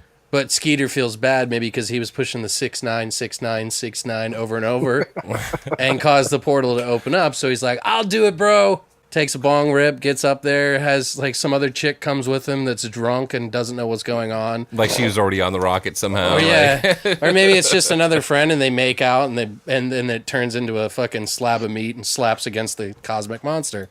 There we go.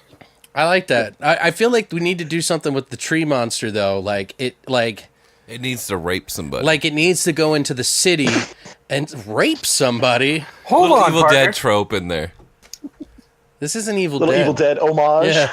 Yeah, right. I think it would be funny if like with the contrast of a tree in a big city. I don't know. You You just have this tree like walking down 34th Street or something? Yeah, smashing out buildings and shit. Like it's just like a huge creature, hulking beast.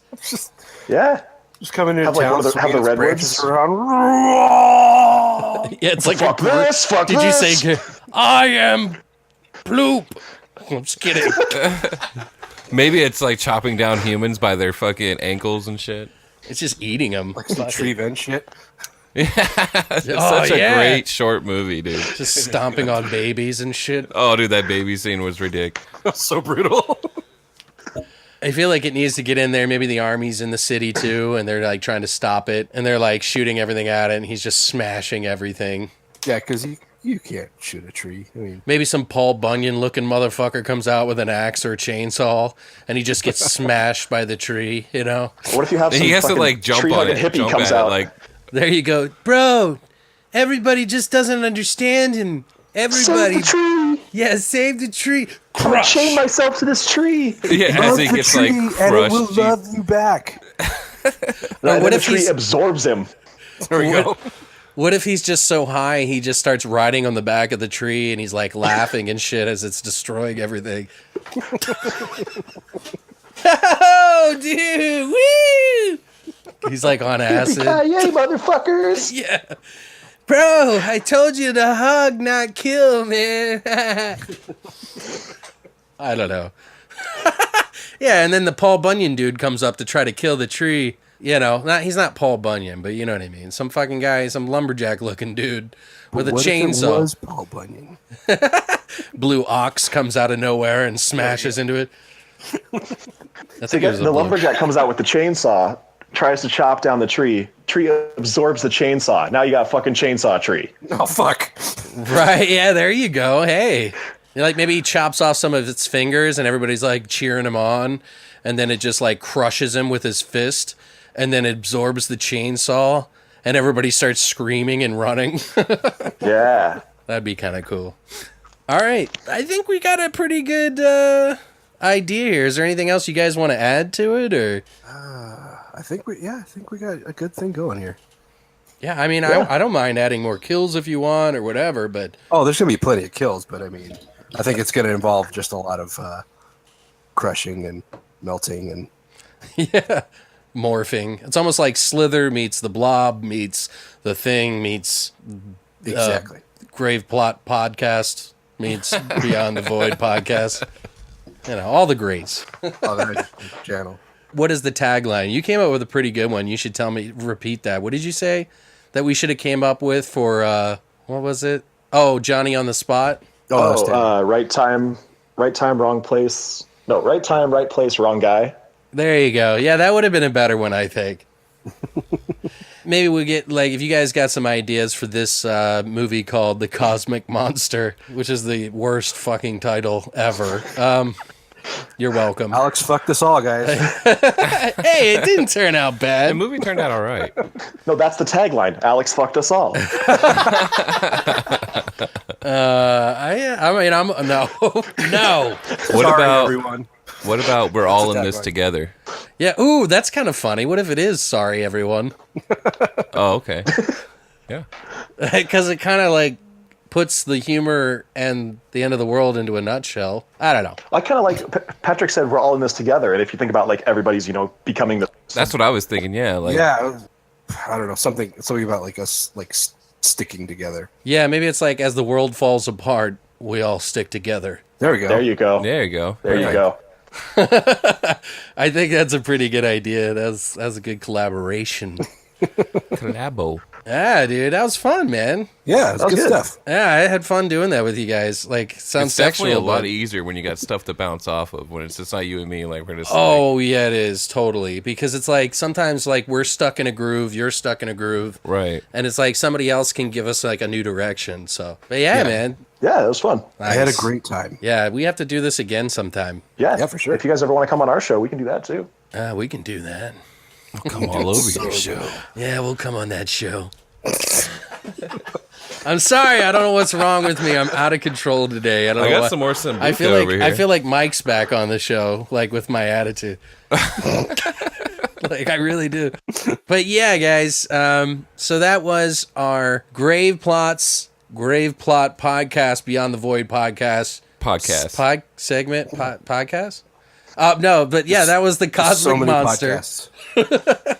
I want to thank Taylor and Tony for coming on. Thank you guys so much. Yeah, thanks, bros. Hey, thank you for having us. And if you guys want to check out Graveplot Podcast, we'll put a link below, and we'll probably have pumped their shit already on all of our social media anyway. So be sure to look out for them and listen to their podcasts. Yes, do please. Do that. To exactly that. We're fun guys. Listen to us, please. For the love of God. But We'll yeah, do anything. I'll suck your dick. No. I seen it. So now we want to go ahead and thank our friends from the Graveplot Podcast who have been nothing but awesome to us. And thank you for not suing us or letting us sue you.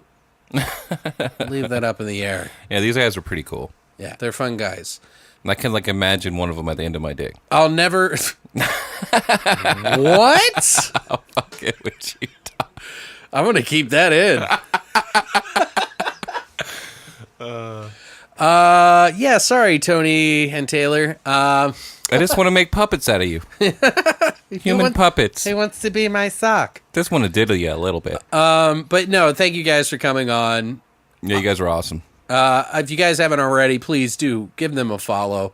Give them a shout out. Let them know what you thought. Now it's time for us to go ahead and take a journey down to Open our that crock pot. Open that crock pot for the flesh and potatoes segment of our Blob v. Blob.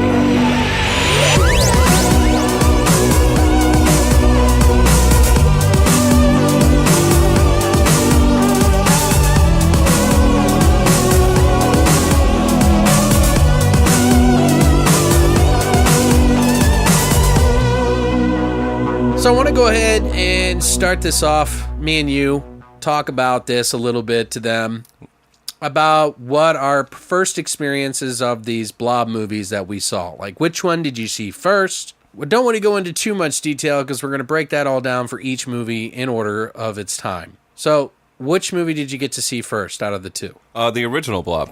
1958. Yep, this is 1958 Blob. When I first saw it, I don't think I was young enough to appreciate it. Right. But watching it now, again, you kind of notice some of the subtleties that were actually pretty awesome. Yeah. I mean, I can't I definitely saw the first Blob. I believe that they used to have it on TV. Right. They actually, I believe they would play it on like Sundays and shit like that. You know It seems like something like, because I know TNT used to do a creature feature Right. like, segment. It's really surprising how much the first one has gotten so much love. Right. You know, like it's a movie that if you said The Blob, like literally, I'd say 95% of the people would know what the fuck you're talking about. Yeah, so I mean, if you mention The Blob, there's just so many people that will really understand and know what you're talking about. I mean, obviously, there's probably some younger fans that might know the like comic book character, The Blob. Right. But it's just interesting that like you could say it and they would know one of the two movies at least. that we're about to talk about.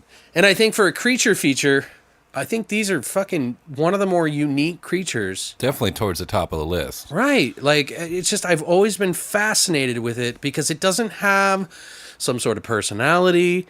Or shape, really. Yeah, it's just like, it's fucking crazy. Like, I don't know. It's just weird. It's such a weird idea. And I think they even did a version of this with, like, Godzilla. When they did Godzilla versus a smog monster. Oh. Yeah, I never Which thought I of always that. considered to be a Blob movie. Really? It really is. It's very similar to it. Like, they treat it almost identical to the Blob. So I definitely have a feeling that they kind of gave it like that kind of, homage in a way. But it was also, they treated it as smog because back in that time, it was like, save the planet. Everybody was all on board. You know what I mean? Like, you were thought of as a piece of shit if you didn't want to save the planet. Nowadays, people are like, whatever. It's like, we saved the planet already. that already happened, yeah, dude. There's no such thing as global warming or whatever else that you want to fucking say. It's all a lie. It's fake news. But anyway, so the Blob, the first one, came out in 1958. It was yeah, with old Mr. Cool Hand Luke there. Yeah, they actually came out. The director of this movie, there was two. There was Irvin S. Yeworth Jr. and Russell S. Dalton Jr. It says that they're uncredited, but apparently they had multiple people shooting this film. Also, it was written by Theodore Simonson and Kay Lineker and others, it says. Some of the actors, Mr. Steve McQueen himself. I enjoy the way he acts. He's just so cool. He just really is. Well, for his time, he was like very unconventional. Like, right. I don't know. Like it was... he was a wild card. Yeah, he was kind of a wild card for that time. Also, Annetta Corsat and Earl Rowe was in this movie, who he played Lieutenant Dave, Right. who was always constantly saying, We'll do it tomorrow. yeah, we'll do it tomorrow. Tomorrow. Like, he was like the millennial of the 50s. I'm kidding. Like, I'm not one of those people that give a shit, but that's just the stereotype. God, dude. I can't stop, dude. We'll do it tomorrow. Oh, shit. Oh. Is that really that funny? I don't- It was fucking hilarious. Dude. You're fucking making me laugh just because you're laughing so hard. All right, we digress. I'm sorry. Sorry, guys. I haven't seen you laugh like that before. No, I rarely snort. That's when you know I think something's fucking hilarious. I didn't even think it was that funny. But... and I laugh at my shit all the time. Right. I'm an easy laugh, just like an easy lay. Ugh, dirty. Oh, dirty birdie. Miss Janet, if you nasty. So let's get an idea of what you think of this movie. Like, honestly, think about it, first of all, after rewatching it, and then think about it from when you first saw it when you were younger. Try to compare the two and come up with your own personal opinion of that. Oh, you're asking me. I thought you were asking the listeners. Actually, let's ask the chair right here. What do Hello, you chair. think? What do you think of this? Interesting. Huh. It's not talking to us, Patrick. Oh, you don't hear it? Maybe can we hear should 'em. just ask you instead. What do you think? Like I said before, when I first saw this movie, I was so young that I kind of didn't grasp what they were trying to, put out there. Maybe it was just too young. Well, it is pretty dated. I mean, even people that are older than us didn't even grow up in that era. Right. It's 1958, so we're talking like 60 years ago. Right. Essentially 60 years ago. Well, I remember the first time I saw it, I was like 6 or 7. So, I remember it coming on TV and my dad watching it. Right. And just kind of not following along. Yeah, it wasn't like super graphic or gory or anything, so Right. it didn't have to like be censored. So it was like one of those movies, kind of like Gargoyles. You ever see that show when you were a kid? Oh, dude, I love gargoyles. I just watched that recently, not too long ago. Oh, you watched the whole series again? No, not the series. Oh, I thought you were talking about Gargoyles, the series. It's like, why? The How is series. that? Jesus Christ. No, Gargoyles, the movie, Okay. was a TV movie that scared the piss out of me when I was a kid. I never seen the TV movie. Oh, dude, you need to look that up. I think it's on YouTube. Oh yeah. But it just, I don't know. The Blob had this like weird air about it when I was a kid. But I really like the original one. It's hard, and I don't want to make comparisons to the new one yet. The 1988 remake. We'll do that once we get into that one. Sure, it's hard because, yeah, I want to jump right into that part. But Oh yeah. I think it's a good movie. If I would have grown up at that time and not seen anything like it, it would have been amazing to me, probably. Yeah. You know, if I would have grown up with all these other things, it would have been the most oddball one of them all. I mean, first of all, the fucking intro song. Dude, I love it. Beware of the blob. That's it probably creeps like and slides, crawling on the door. It's like, what the fuck? I really enjoyed it though. Yeah, That hokiness, it hits good with it me. adds to the tone of the film. It's like a fun film in a way, Right. You know, it could be scary, but it's not a scary movie per se. It's just a creative one, in my opinion. Yeah, no, for sure. The movie came out. It was actually double billed, so it was like a grindhouse, like double feature. Right. And it was double billed as with I Married a Monster from Outer Space. And it was one of the first original colored horror films of its time. And it might have also had an impact for a lot of people. Plus, a lot of the effects that they did in the movie were pretty mind-blowing for its time. Oh, for sure, dude. The practical effects were pretty decent for that Well, time. like they did, I wouldn't call them necessarily practical effects, but camera trick There we go. effects, sort of. You know what I Right. mean? Like, they did a lot of stuff that they tended to use in the second one, even. Or Right. the remake. Like a lot of those optical illusions. Right. Steve McQueen, he plays like a 17-year-old in this movie. Yeah, he don't And- look 17. Yeah. To give you guys kind of an idea what the story is, if you've never heard of The Blob, God bless you. Bless your heart. You need to check it out. It's part of history, guys. Just Right. do it. Do it. Do it! Anyway, to give you guys kind of a brief synopsis of this movie, an alien life form consumes everything in its path as it grows and grows. Essentially what happens is they're on makeout point, Steve McQueen and his lady, and all of a sudden they see like a Astra or comet shoot across the sky and land in a field near them, and they go chasing after it. When they go there, or they go to chase after it, they stumble across an old man who had already found the site before them, stuck a stick in the rock, it climbs up the stick, it melts down the side of the stick and gets onto his hand and starts fucking eating the shit out of it. They run into that guy on the road and help him out by taking him to the hospital, which it soon does envelop the entire man. And then it just keeps growing. And it starts off that the blob is actually kind of like a silvery gray. Right. Like it wasn't like red and purple like it was, in the Not until it got some blood in it, Right, and that was the intention. They wanted to, like, as soon as it was swallowing up bodies, well, that's when they were, getting all the fleshy bits out of people and sucking all the blood out of them. So, which I thought was a pretty cool idea. Oh, yeah. This film has a lot of history. I mean, just the diner that's in this movie has a lot of history. They had it in Pennsylvania or something, and then they moved it to Hollywood, and then they chopped it up, and there's like pieces of it everywhere. I don't know what happened exactly from it, but I've read different conflicting reports, so I can't really say.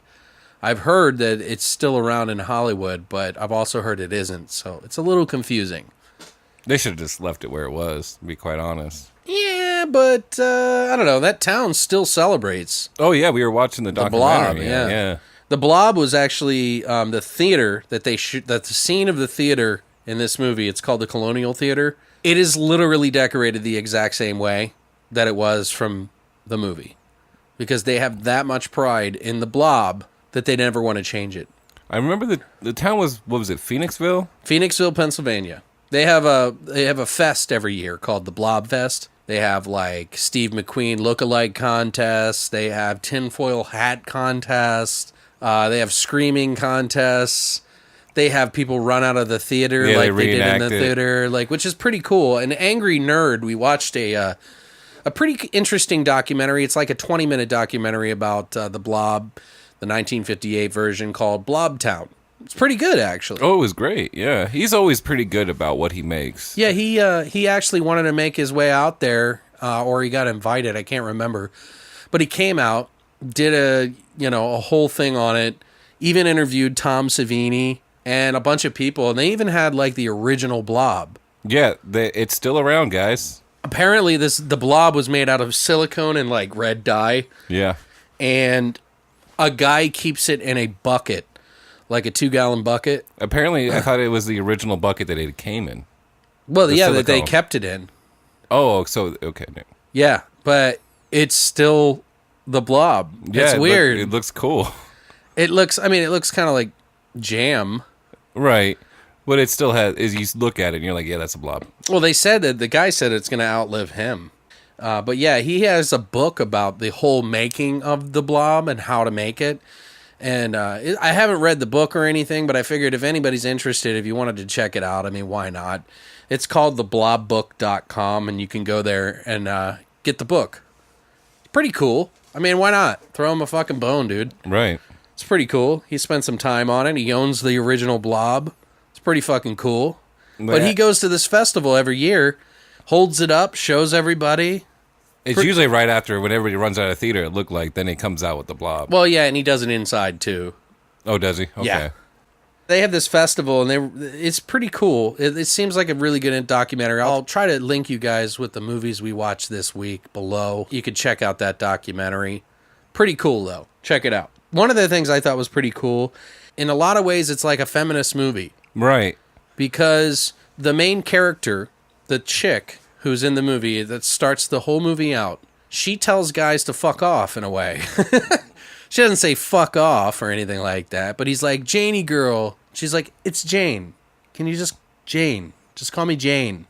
Right. Which is, at the time, it was kind of different and unique for a girl to kind of speak up in a way about these things. I mean, but Steve McQueen, of course, honors that and calls her Jane instead of Janie girl. Which is probably, now that I think of it, probably one of the first heroines in Hollywood.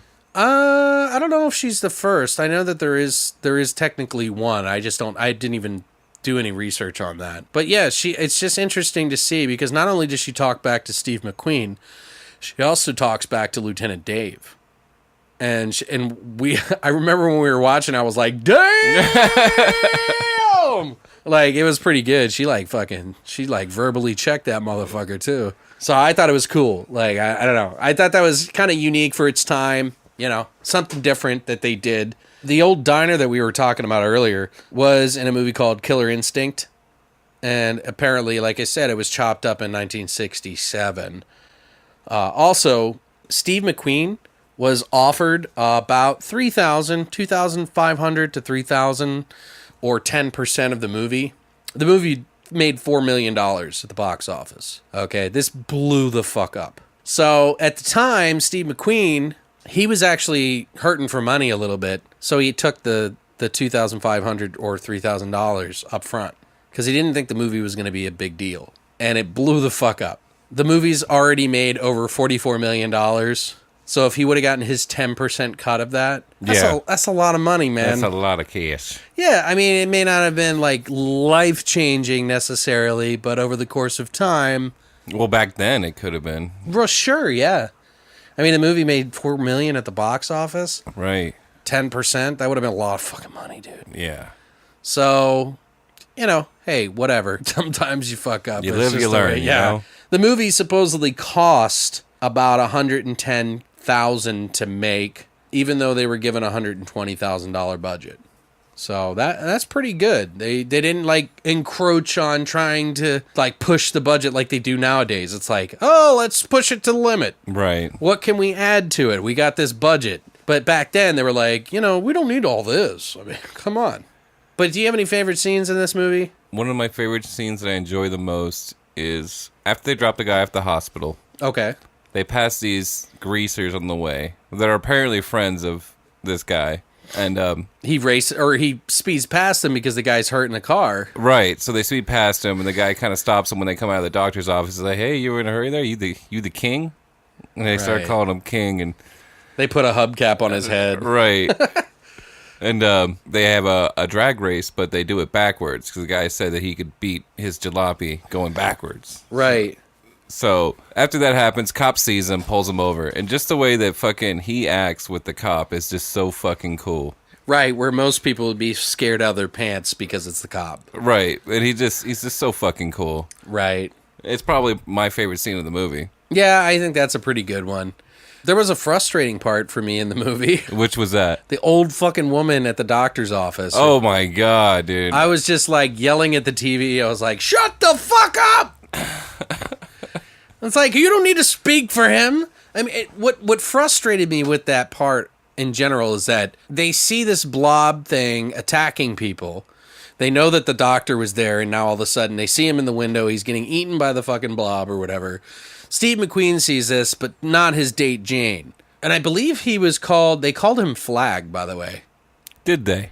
Yeah. The greaser guys called him Flag. They were like, what are you doing, Flag? Oh, shit. But his name was Steve in the movie, so I'm wondering, in the remake, they call him Flag. Right. So I'm kind of wondering... It's like a tip of the cap. Right. Yeah, it's like... Because they'd only said Flag once, and it was kind of like a buddy or pal, or they called him Flag. But the thing that really frustrated me is just seeing the fact that nobody believed them. Oh, yeah, dude. Okay? They're 17 years old. Okay, I get it. But, like, if you were 17 and you saw someone killed in the fucking thing, yeah, maybe the story's a little elaborate and crazy, but I would be like, yeah, he was leaving before I got here, and I made him fucking help this guy out, and, well, where are they at? They got killed or eaten or whatever the fuck, I don't know, but, like, I would have insisted on it. He's just like, oh, shit, I better just keep quiet. Right. And then, like, you know, it builds up, and it's like, why won't they believe me? And then this old lady comes in, and she's like, oh, he left. It's like, no, bitch, you weren't here. Like, how do you know when you didn't even know all this shit was going on? Like, I don't know, it just pissed me off. And then she starts, like, cleaning up the crime scene. You're like, what are you doing? Yeah, well, yeah, it's clearly before, you know, fingerprints were that important. Well, he even mentions, like, well, we need a dust for fingerprints. Right, you don't think about that stuff. Like the forensic shit they do. Well, can I clean around the fingerprints? It's like, what the fuck? I mean, she's a sweet old lady, whatever, but it just pissed me off. I was like, get out of here with your fucking nonsense. Well, it seemed like anything that he would say, she would contradict it. And Right. It's like, oh my god, could you just shut the fuck up? I think one of the coolest scenes, though, in the movie, though, was probably the theater when the fucking blob comes out of the holes in the projection booth. Oh, it looked pretty cool. It was just cool, and then everybody comes running out. I just thought, you know, that was really cool. Apparently, the movie, by the way, takes place at over 11 miles apart from all the destinations that they went. Right. So people were literally running... Like, I mean, they don't make it seem that far, but Right. if you actually account for how far away these towns were, these small towns, they were pretty far apart.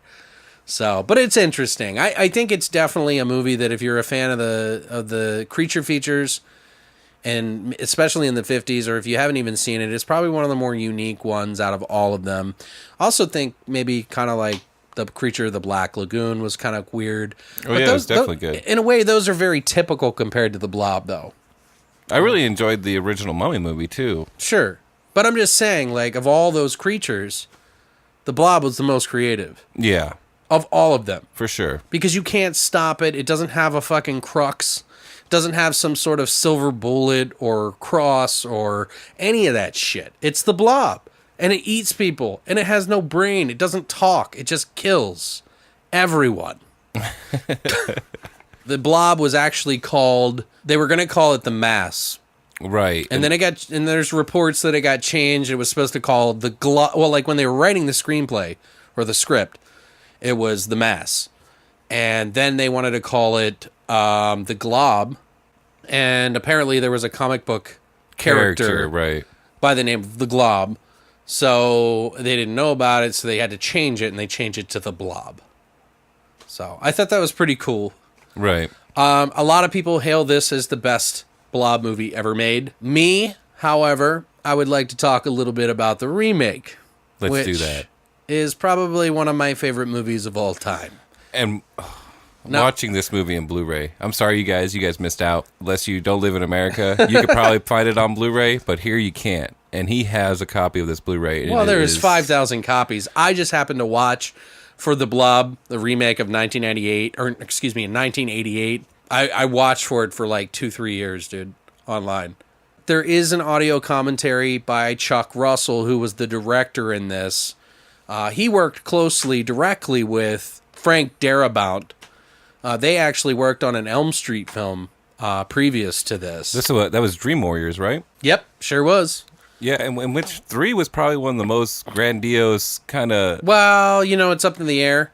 I think it's the epitome of the 80s. Right. I think it was well written. I think it was the most creative, entertaining one of the entire series. It's my favorite. Nostalgia's a weird thing. You know what I mean? Like, to say that the original Blob is not as good as the remake is kind of... It's hard, because if I would have grown up in the 50s and had this extreme passion for it... Right, or if you grew up in Phoenixville, I'm sure they just have that connection because of their town. Do. Right. But yeah, the third one was directed... Elm Street Dream Warriors was directed by Chuck Russell. Apparently, Frank Darabont worked with him in the screenplay for that movie with Wes Craven, Bruce Wagner, so they all 3 worked on it. Apparently, the Blob 1988 remake was supposed to be the first movie of Chuck Russell. He approached Jack Harris, who was the original producer for the original Blob movie, and said, I want to make this my movie. But then they asked him to be on the Elm Street 3 movie, and he was like, of course, I'm going to fucking do the movie. You know what I mean? Right. And I think he did an amazing job. Oh, yeah. So I think those 2 movies, I mean, Chuck Russell's done Eraserhead. He's done a shit ton of other movies that are good. I mean, The Mask is good. I didn't personally like The Scorpion King, but he did do that movie. He also did... You talk about Jim Carrey, The Mask? Yeah. Oh, he did that? Yeah, he did it right after The Blob in 1994. Oh, wow. And he did Eraser... Or, excuse me, I said Eraserhead. Why did I say Eraserhead? He did Eraser. With Arnold Schwarzenegger. Arnold Schwarzenegger. He did Bless the Child, The Scorpion, I Am Wrath.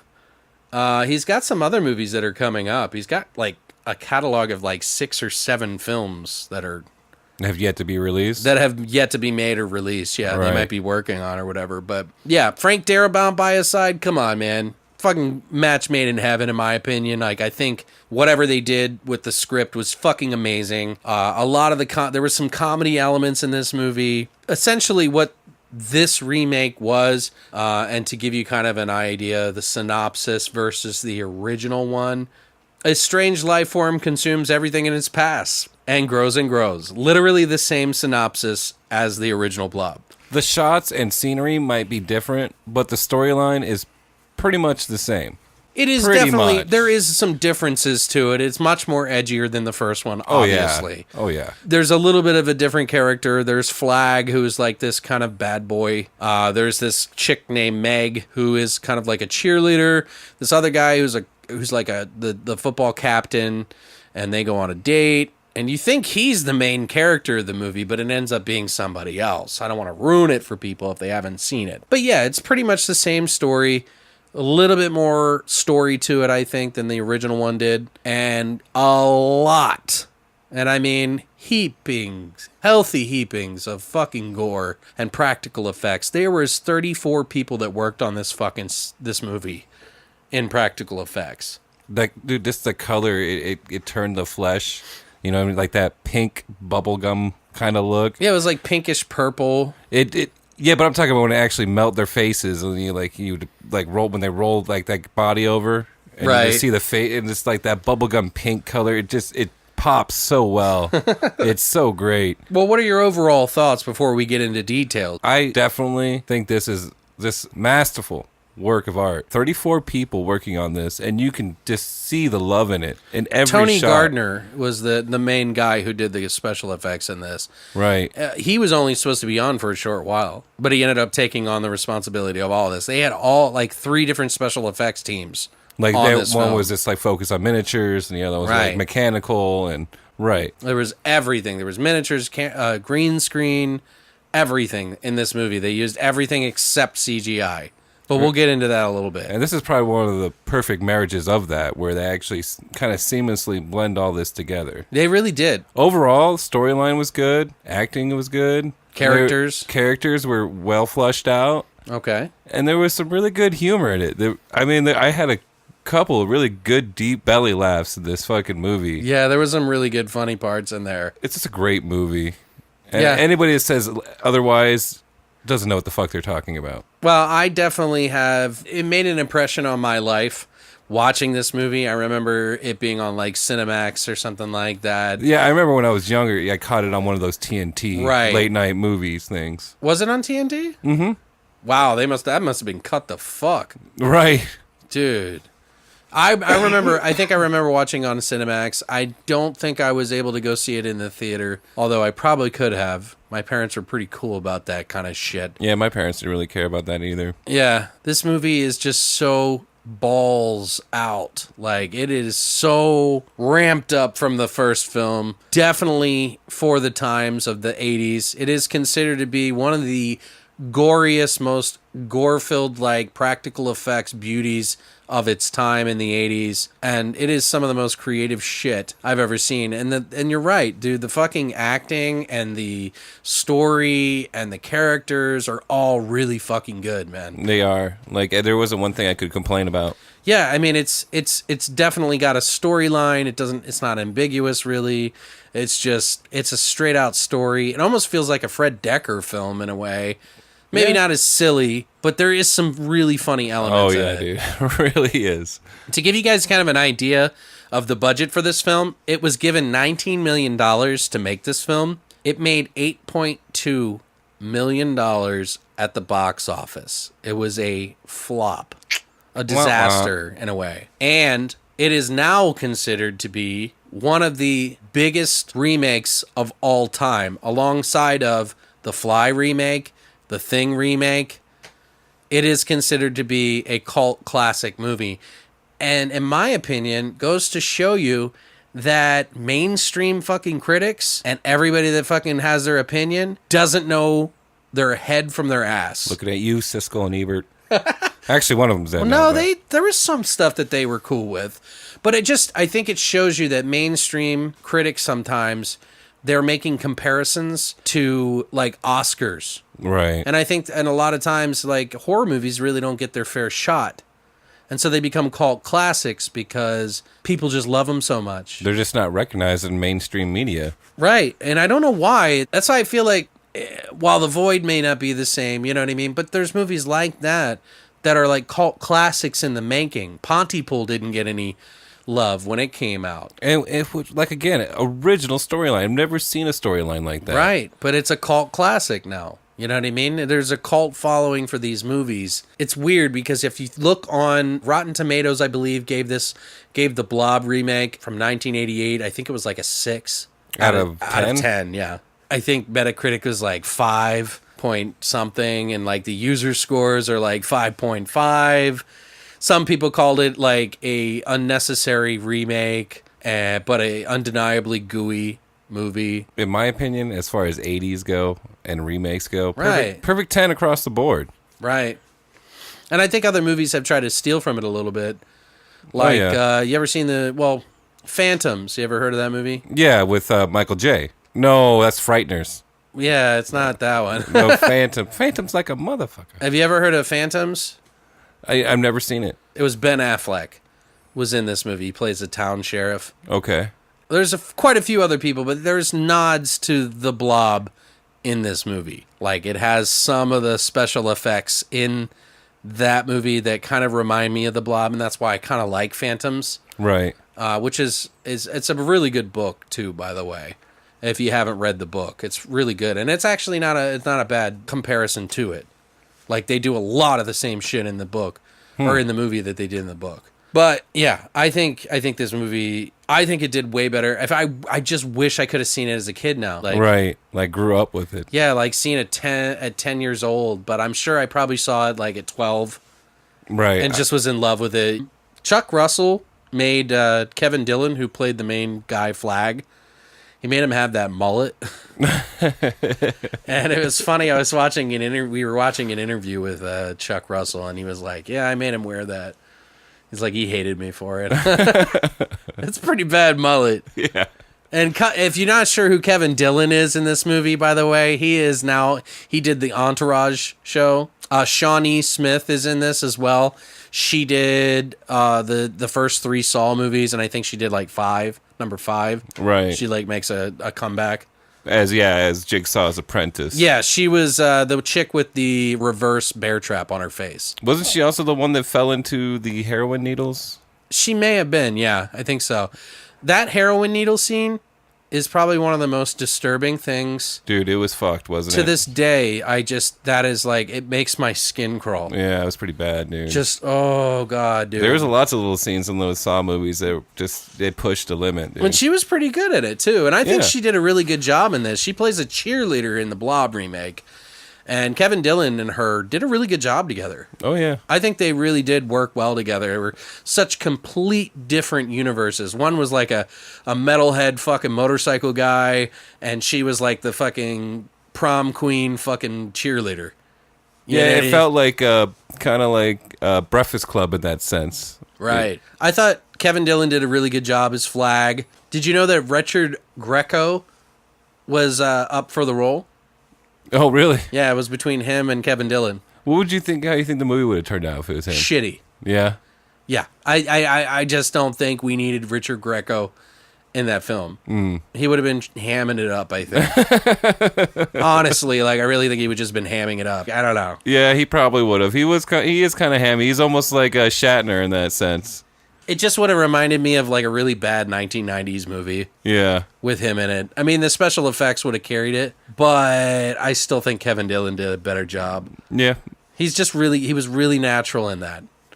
I love like when they're in this scene in the diner, and she's like, him and her have seen the Blob and know that it's like killing people, and she's like, screams at him. She's like, "I'm tired of this shit." And he was like, "What was that like?" She's like, "What? I've never seen you cuss before. What was that like?" She starts laughing. Like, he's just so smooth in it. You know what I mean? Well, their relationship, the way it develops, it definitely feels very organic. It really did. And Chuck Russell's a huge advocate of pushing for that kind of chemistry. Right. A lot of the characters in this movie were very likable. Like, a lot of them. Mm-hmm. And which is great because the body count starts rising up.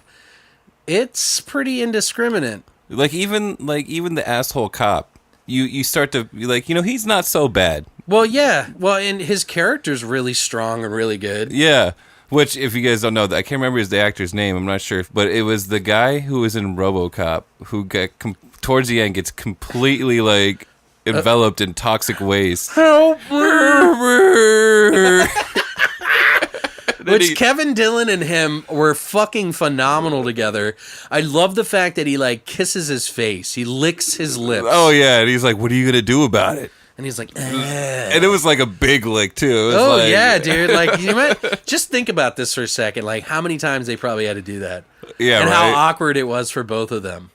He better had a clean mustache. He like had like burger flakes in it or something. And I think about it, and I'm like, he really just kind of wiped it off a couple of times.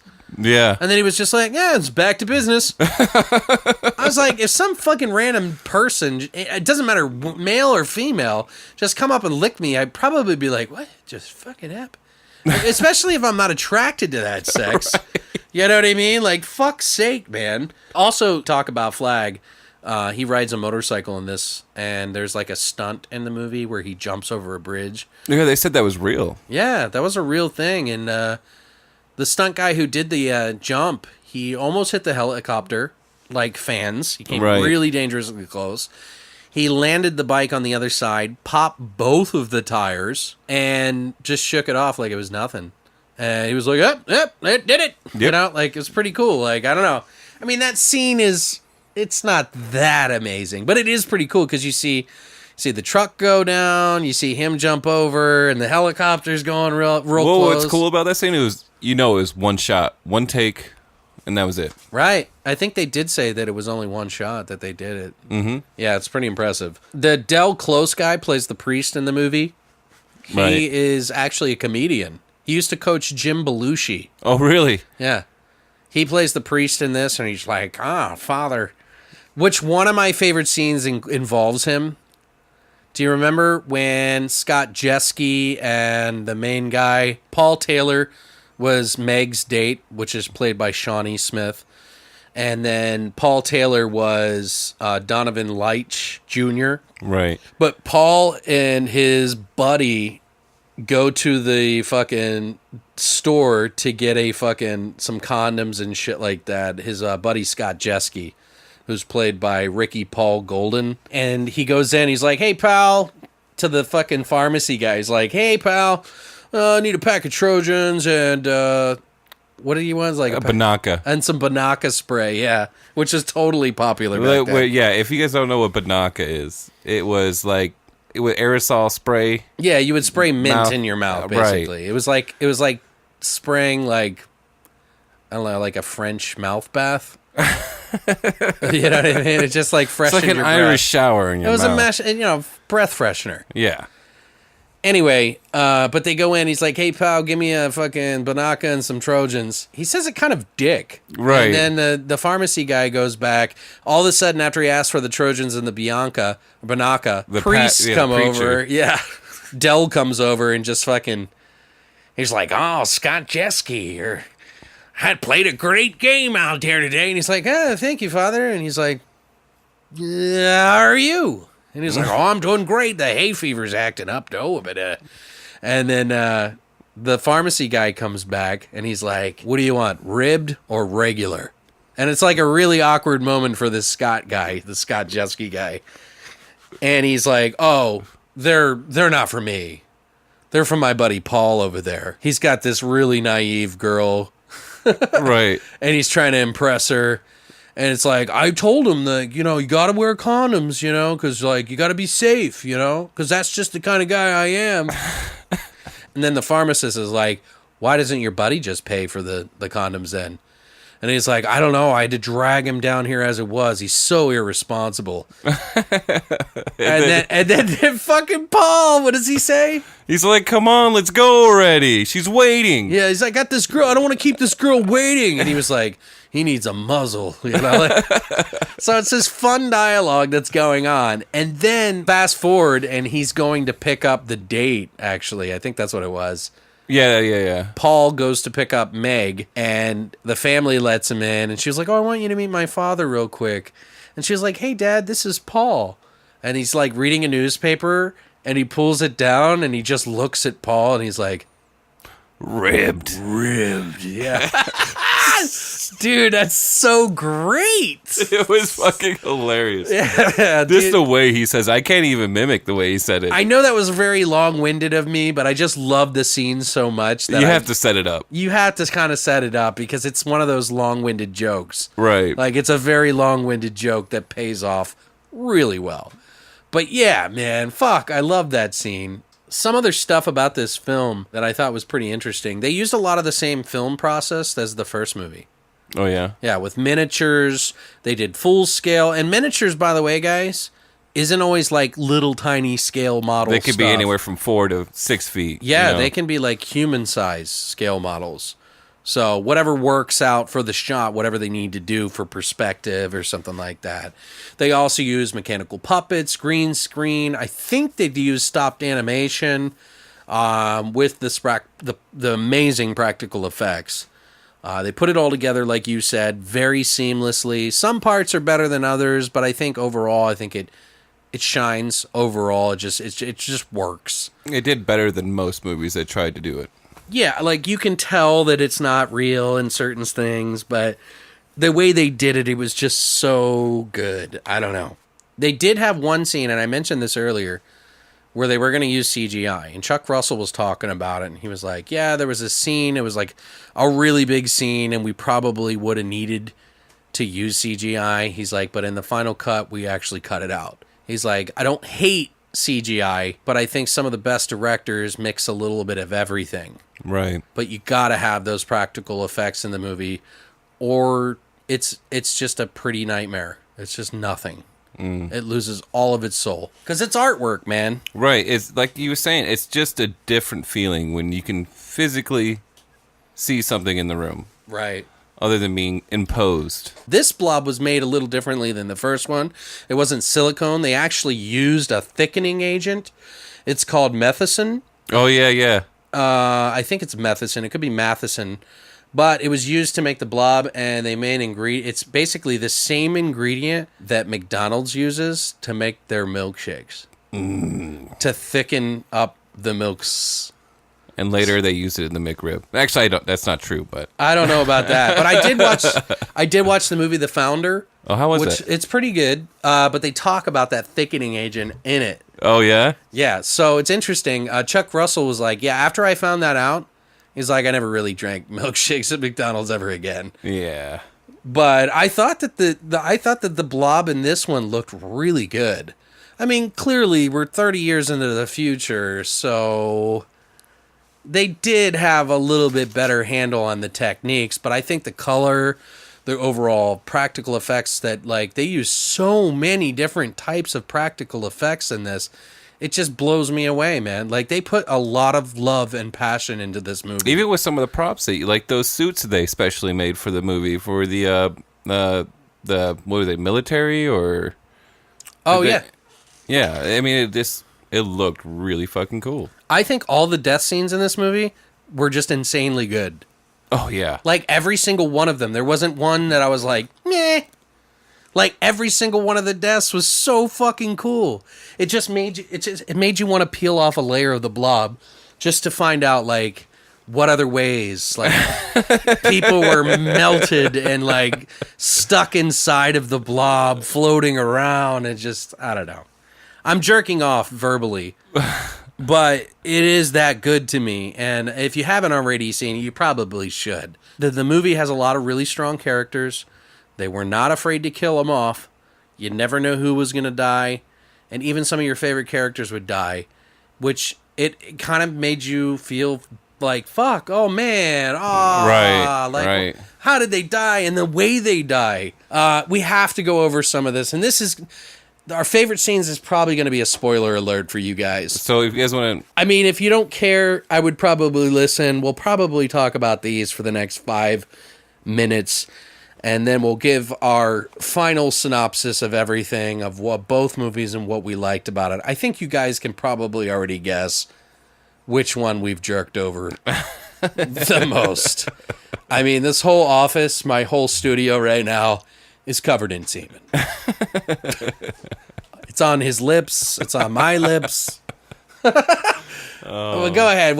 I'll let you go ahead and say your first favorite one. Don't go into 2, because I want to do mine. All right, so I'm going to say my favorite scene has to be the make-out point scene. Really? Yeah, just because it's like you didn't see it coming. You're just like, where is it? Oh, we're Scott Jeske, the Paul guy's best friend. Right. And some random girl. So Scott Jeske, he is at make-out point with some girl, and he's making her drinks. Yeah, and she's drunk. And she is drunk by now. And he's like trying to force himself on her. Right. And then he's like, he's like, hold on, let me get you another drink. And he goes to his trunk, and one of my favorite famous cherry coolers. Cherry coolers. And then his trunk is just like, dude, it's got stocked with everything. An entire bar. Right. He makes his drinks, and then you see like a scene from the woods, and the blob's coming out and into the car. And so Jesse gets back into the car with the girl, and she's passed out at this point. And he's like, hey, I bought you a cherry cooler. It's like, oh, you sleeping? It's kind of hot outside, isn't it? It's kind of hot. It's a scorcher. Scorching, right? hey, let me help you with your sweater there. And he like this unbuttons your sweater, and he's like, oh, maybe one more. Picante. Sorry. So he's like essentially like getting ready to rape the shit out of her. So date rape is in section. And so like he undoes the second button, and after this he kind of looks and is like, yeah, and he sticks a hand in, and all of a sudden the blob got him. That's where the fucking blob was the whole time. Yeah, and then her face turns towards him, sucks inwards. Right, and then all the tentacles and shit just pop out of her face. Oh man, it was so that was kind of Lovecrafty right there. Oh dude, it was so good. That was pretty cool, man. Yeah. And then you see him kick his foot out the window. Yeah. It's like pretty brutal. And I think there was somebody like with like a fake blob in there, just like ruffling around inside. Because the camera angle's like low, so you can't really see in the car. But yeah, that was cool, man. Yeah, it's probably one of my favorite scenes. There's another one, but I will let Alex take it away with his favorite. There's so many. I mean, every single gore scene in this movie was just fucking amazing. Oh god, you could like make a poster at any one of these kill scenes. Just watching all these people get melted and like the aftermath of the blob attacking him. The scene in the theater was one of my favorites too. There was like 2 parts in that. One, there's the projection guy who's upstairs with the yo-yo. Yeah, which is the same guy who is in Wild at Heart, and I can't think of his name off the top of my head, but he was in Wild at Heart, and he was like, "You fucker!" Like, I don't know how to explain it. Like, if you've seen the movie, you'll know this guy. But anyway, guy goes looking in the air shaft, the blob takes him. The manager of the fucking movie theater comes up to find him because he was complaining about the air conditioning not working. And he can't find him, and all of a sudden he sees this yo-yo drop because the fucking projectioner guy was playing with a yo-yo the whole time. And the yo-yo drops, he looks up, and the blob is up on the ceiling devouring this guy. Like, half of his body is melted. Like, from the back of his body, all of his back of his body is now submerged into this, except for, like, his arm. Right. Where the yo-yo's hanging. And it was just so cool, man. Like, watching that happen. And then, when the fucking shit goes into the theater, it is so gratifying. Like, oh, dude, it's like, yeah. No holds bar. The one guy that gets killed too. So we got the guy in the car, which was one of your favorites. Yeah. Warning about fucking rape. Like, don't rape people, you're gonna get killed. Or have sex, maybe. It's like an STD thing. Then you got the theater where the guy's talking during the movie. He's one of the first ones to go in the theater. But there's a scene where Shawnee comes in to go get her brother. She falls and sees this lady on the ground moving, kind of, and you can't see her left side of her face because she's laying on her side, but she pushes her over and her face is like melted to the ground, and it just like stretches out like that bubblegum look that you were talking about. And that just right there was just fucking awesome to me. I love that. It was so good, dude. Watching people melt is amazing. Like, any degree of melting is fucking cool. Right. Go ahead. What was one of yours, and I'll do my last one. And let me see. It may not have been one of the blobbiest scenes. The blobbiest? Did you just say? The blobbiest, yeah. One scene where they're in the diner. This girl is trying to plunge out the sink, and the chef is like, "Let me do that. You know, go make a sandwich or something." So. Yeah, don't get your sandwich hands splintered up. Right. Totally kidding, by the way. We love you guys. No, but girls. So, there's a point when they're in the diner, and the sink's clogged, and the waitress is trying to unclog it, and the cook's like, "Well, let me try." And he gets it going, and yeah, he was kind of a dick about it in a way, like a friendly fucking dick way. Right. Like, go make some sandwiches. Like, Tony's got it, you know? Fucking Paulo's got it. Yeah. So he's like, plunging it, and nothing's happening. And then one of my worst fears, I've never done this, and I will never do this, is stick my hand down any kind of like drain. Garbage disposal. If there's a garbage disposal in it, it's not going in there. Even if it's just a regular drain. It's one of those things I'm just scared of. Oh, you haven't lived, Patrick. Yeah. You just stick your hand there. Oh, yeah, that's being alive. So anyways. So it's clogged up. He puts his hand in there, and that's where things go wrong. He gets violently pulled into the sink. Yeah, dude. And it's impressive because his arms and body are moving. Right. And you see his head go into the drain. And you're like, that's not going to fit. And it just crushes it. Oh, yeah. And it's like, I'm thinking to myself, like, how did they fucking do that scene? It was seamless. It must have been a mechanical shot. Right. Like, it wasn't really him moving like that, but they made it look so real. Yeah. Like, they used those mechanics to make it feel like a real live But they suck his head down in there, dude. It was just so good. And then when they hear all this commotion out there because Flag and Meg are out in the dining room eating, and the fucking diner lady runs in and she sees like his arm, 2 of his legs and his arm sticking up, like 1 foot without a shoe and 1 foot with a shoe, like just like fucking shaking with blood. Right. This so violently, dude. Dude. And then After he gets completely sucked down. well, yeah, after all that happens, though, but I don't want to go too far into it.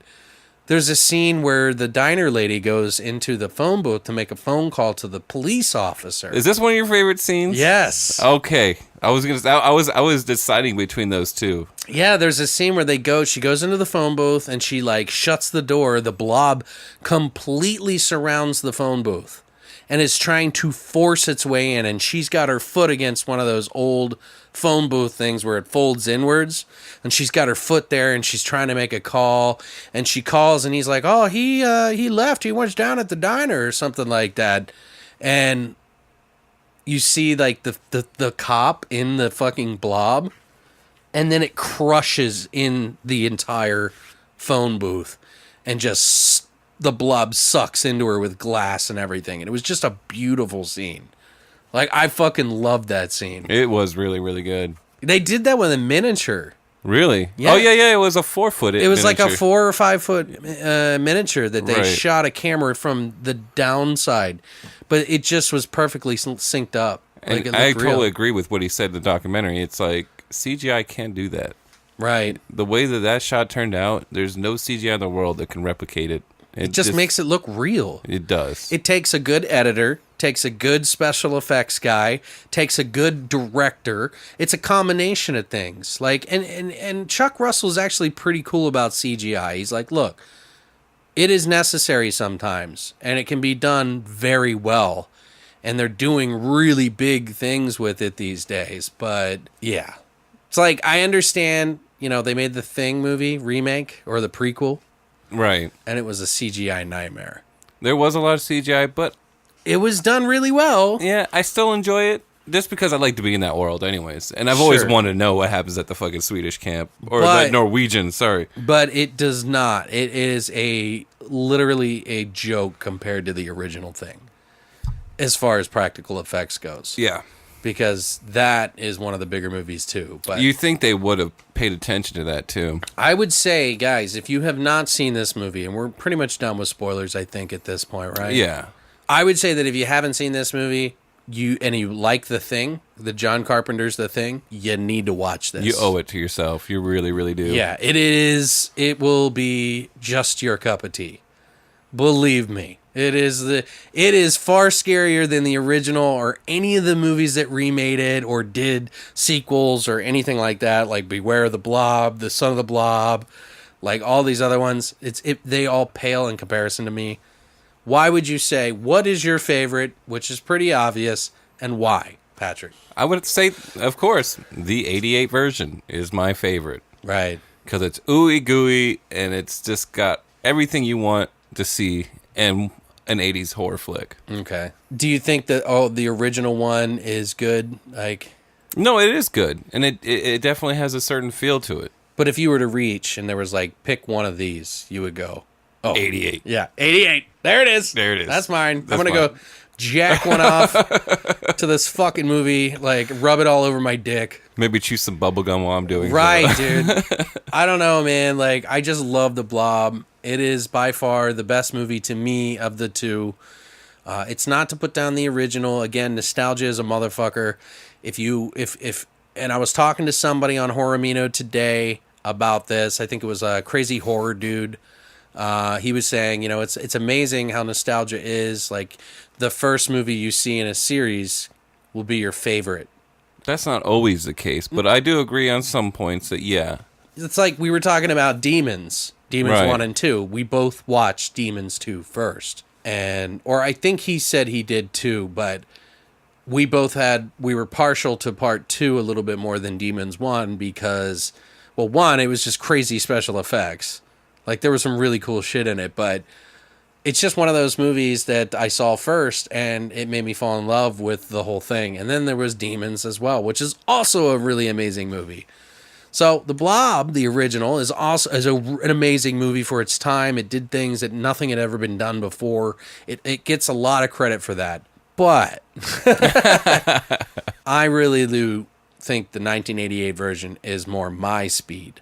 Right. So, and that's no insult to any of you 50s fans out there, but I just love it. That's one of my top 5 movies. Yeah. The Thing. I totally agree. I don't know. There's quite a few. I mean, obviously the Fly remake is amazing as well for fucking practical effects. So, and actually the second Fly I was gonna movie, say the two too. Yeah, the second it had one. some really cool shit in there, dude. That's the one where like the baby comes out of the larvae and shit. Yeah. It was that scene alone. It was just like you open up with that, you're like Right. you're in for a treat.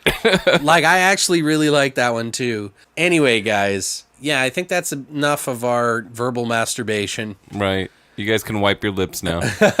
Yeah. If you guys have a favorite of the two, please sound off in the comments. Let us know why you like it and which is your favorite.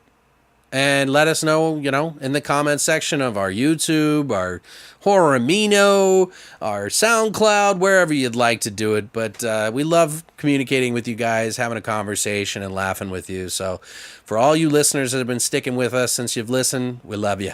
Yep. And for all you new guys out there, thanks for coming. And We hope to see you again. yeah, we hope to see you again. Yeah. I think that's about it, Patrick. All right, guys. Well, fuck off. No, don't say that. All right, guys. You guys have a fucking safe week, and I hope to see you next. Yeah, we'll see you next time, guys. Thanks for stopping by. And long live the void!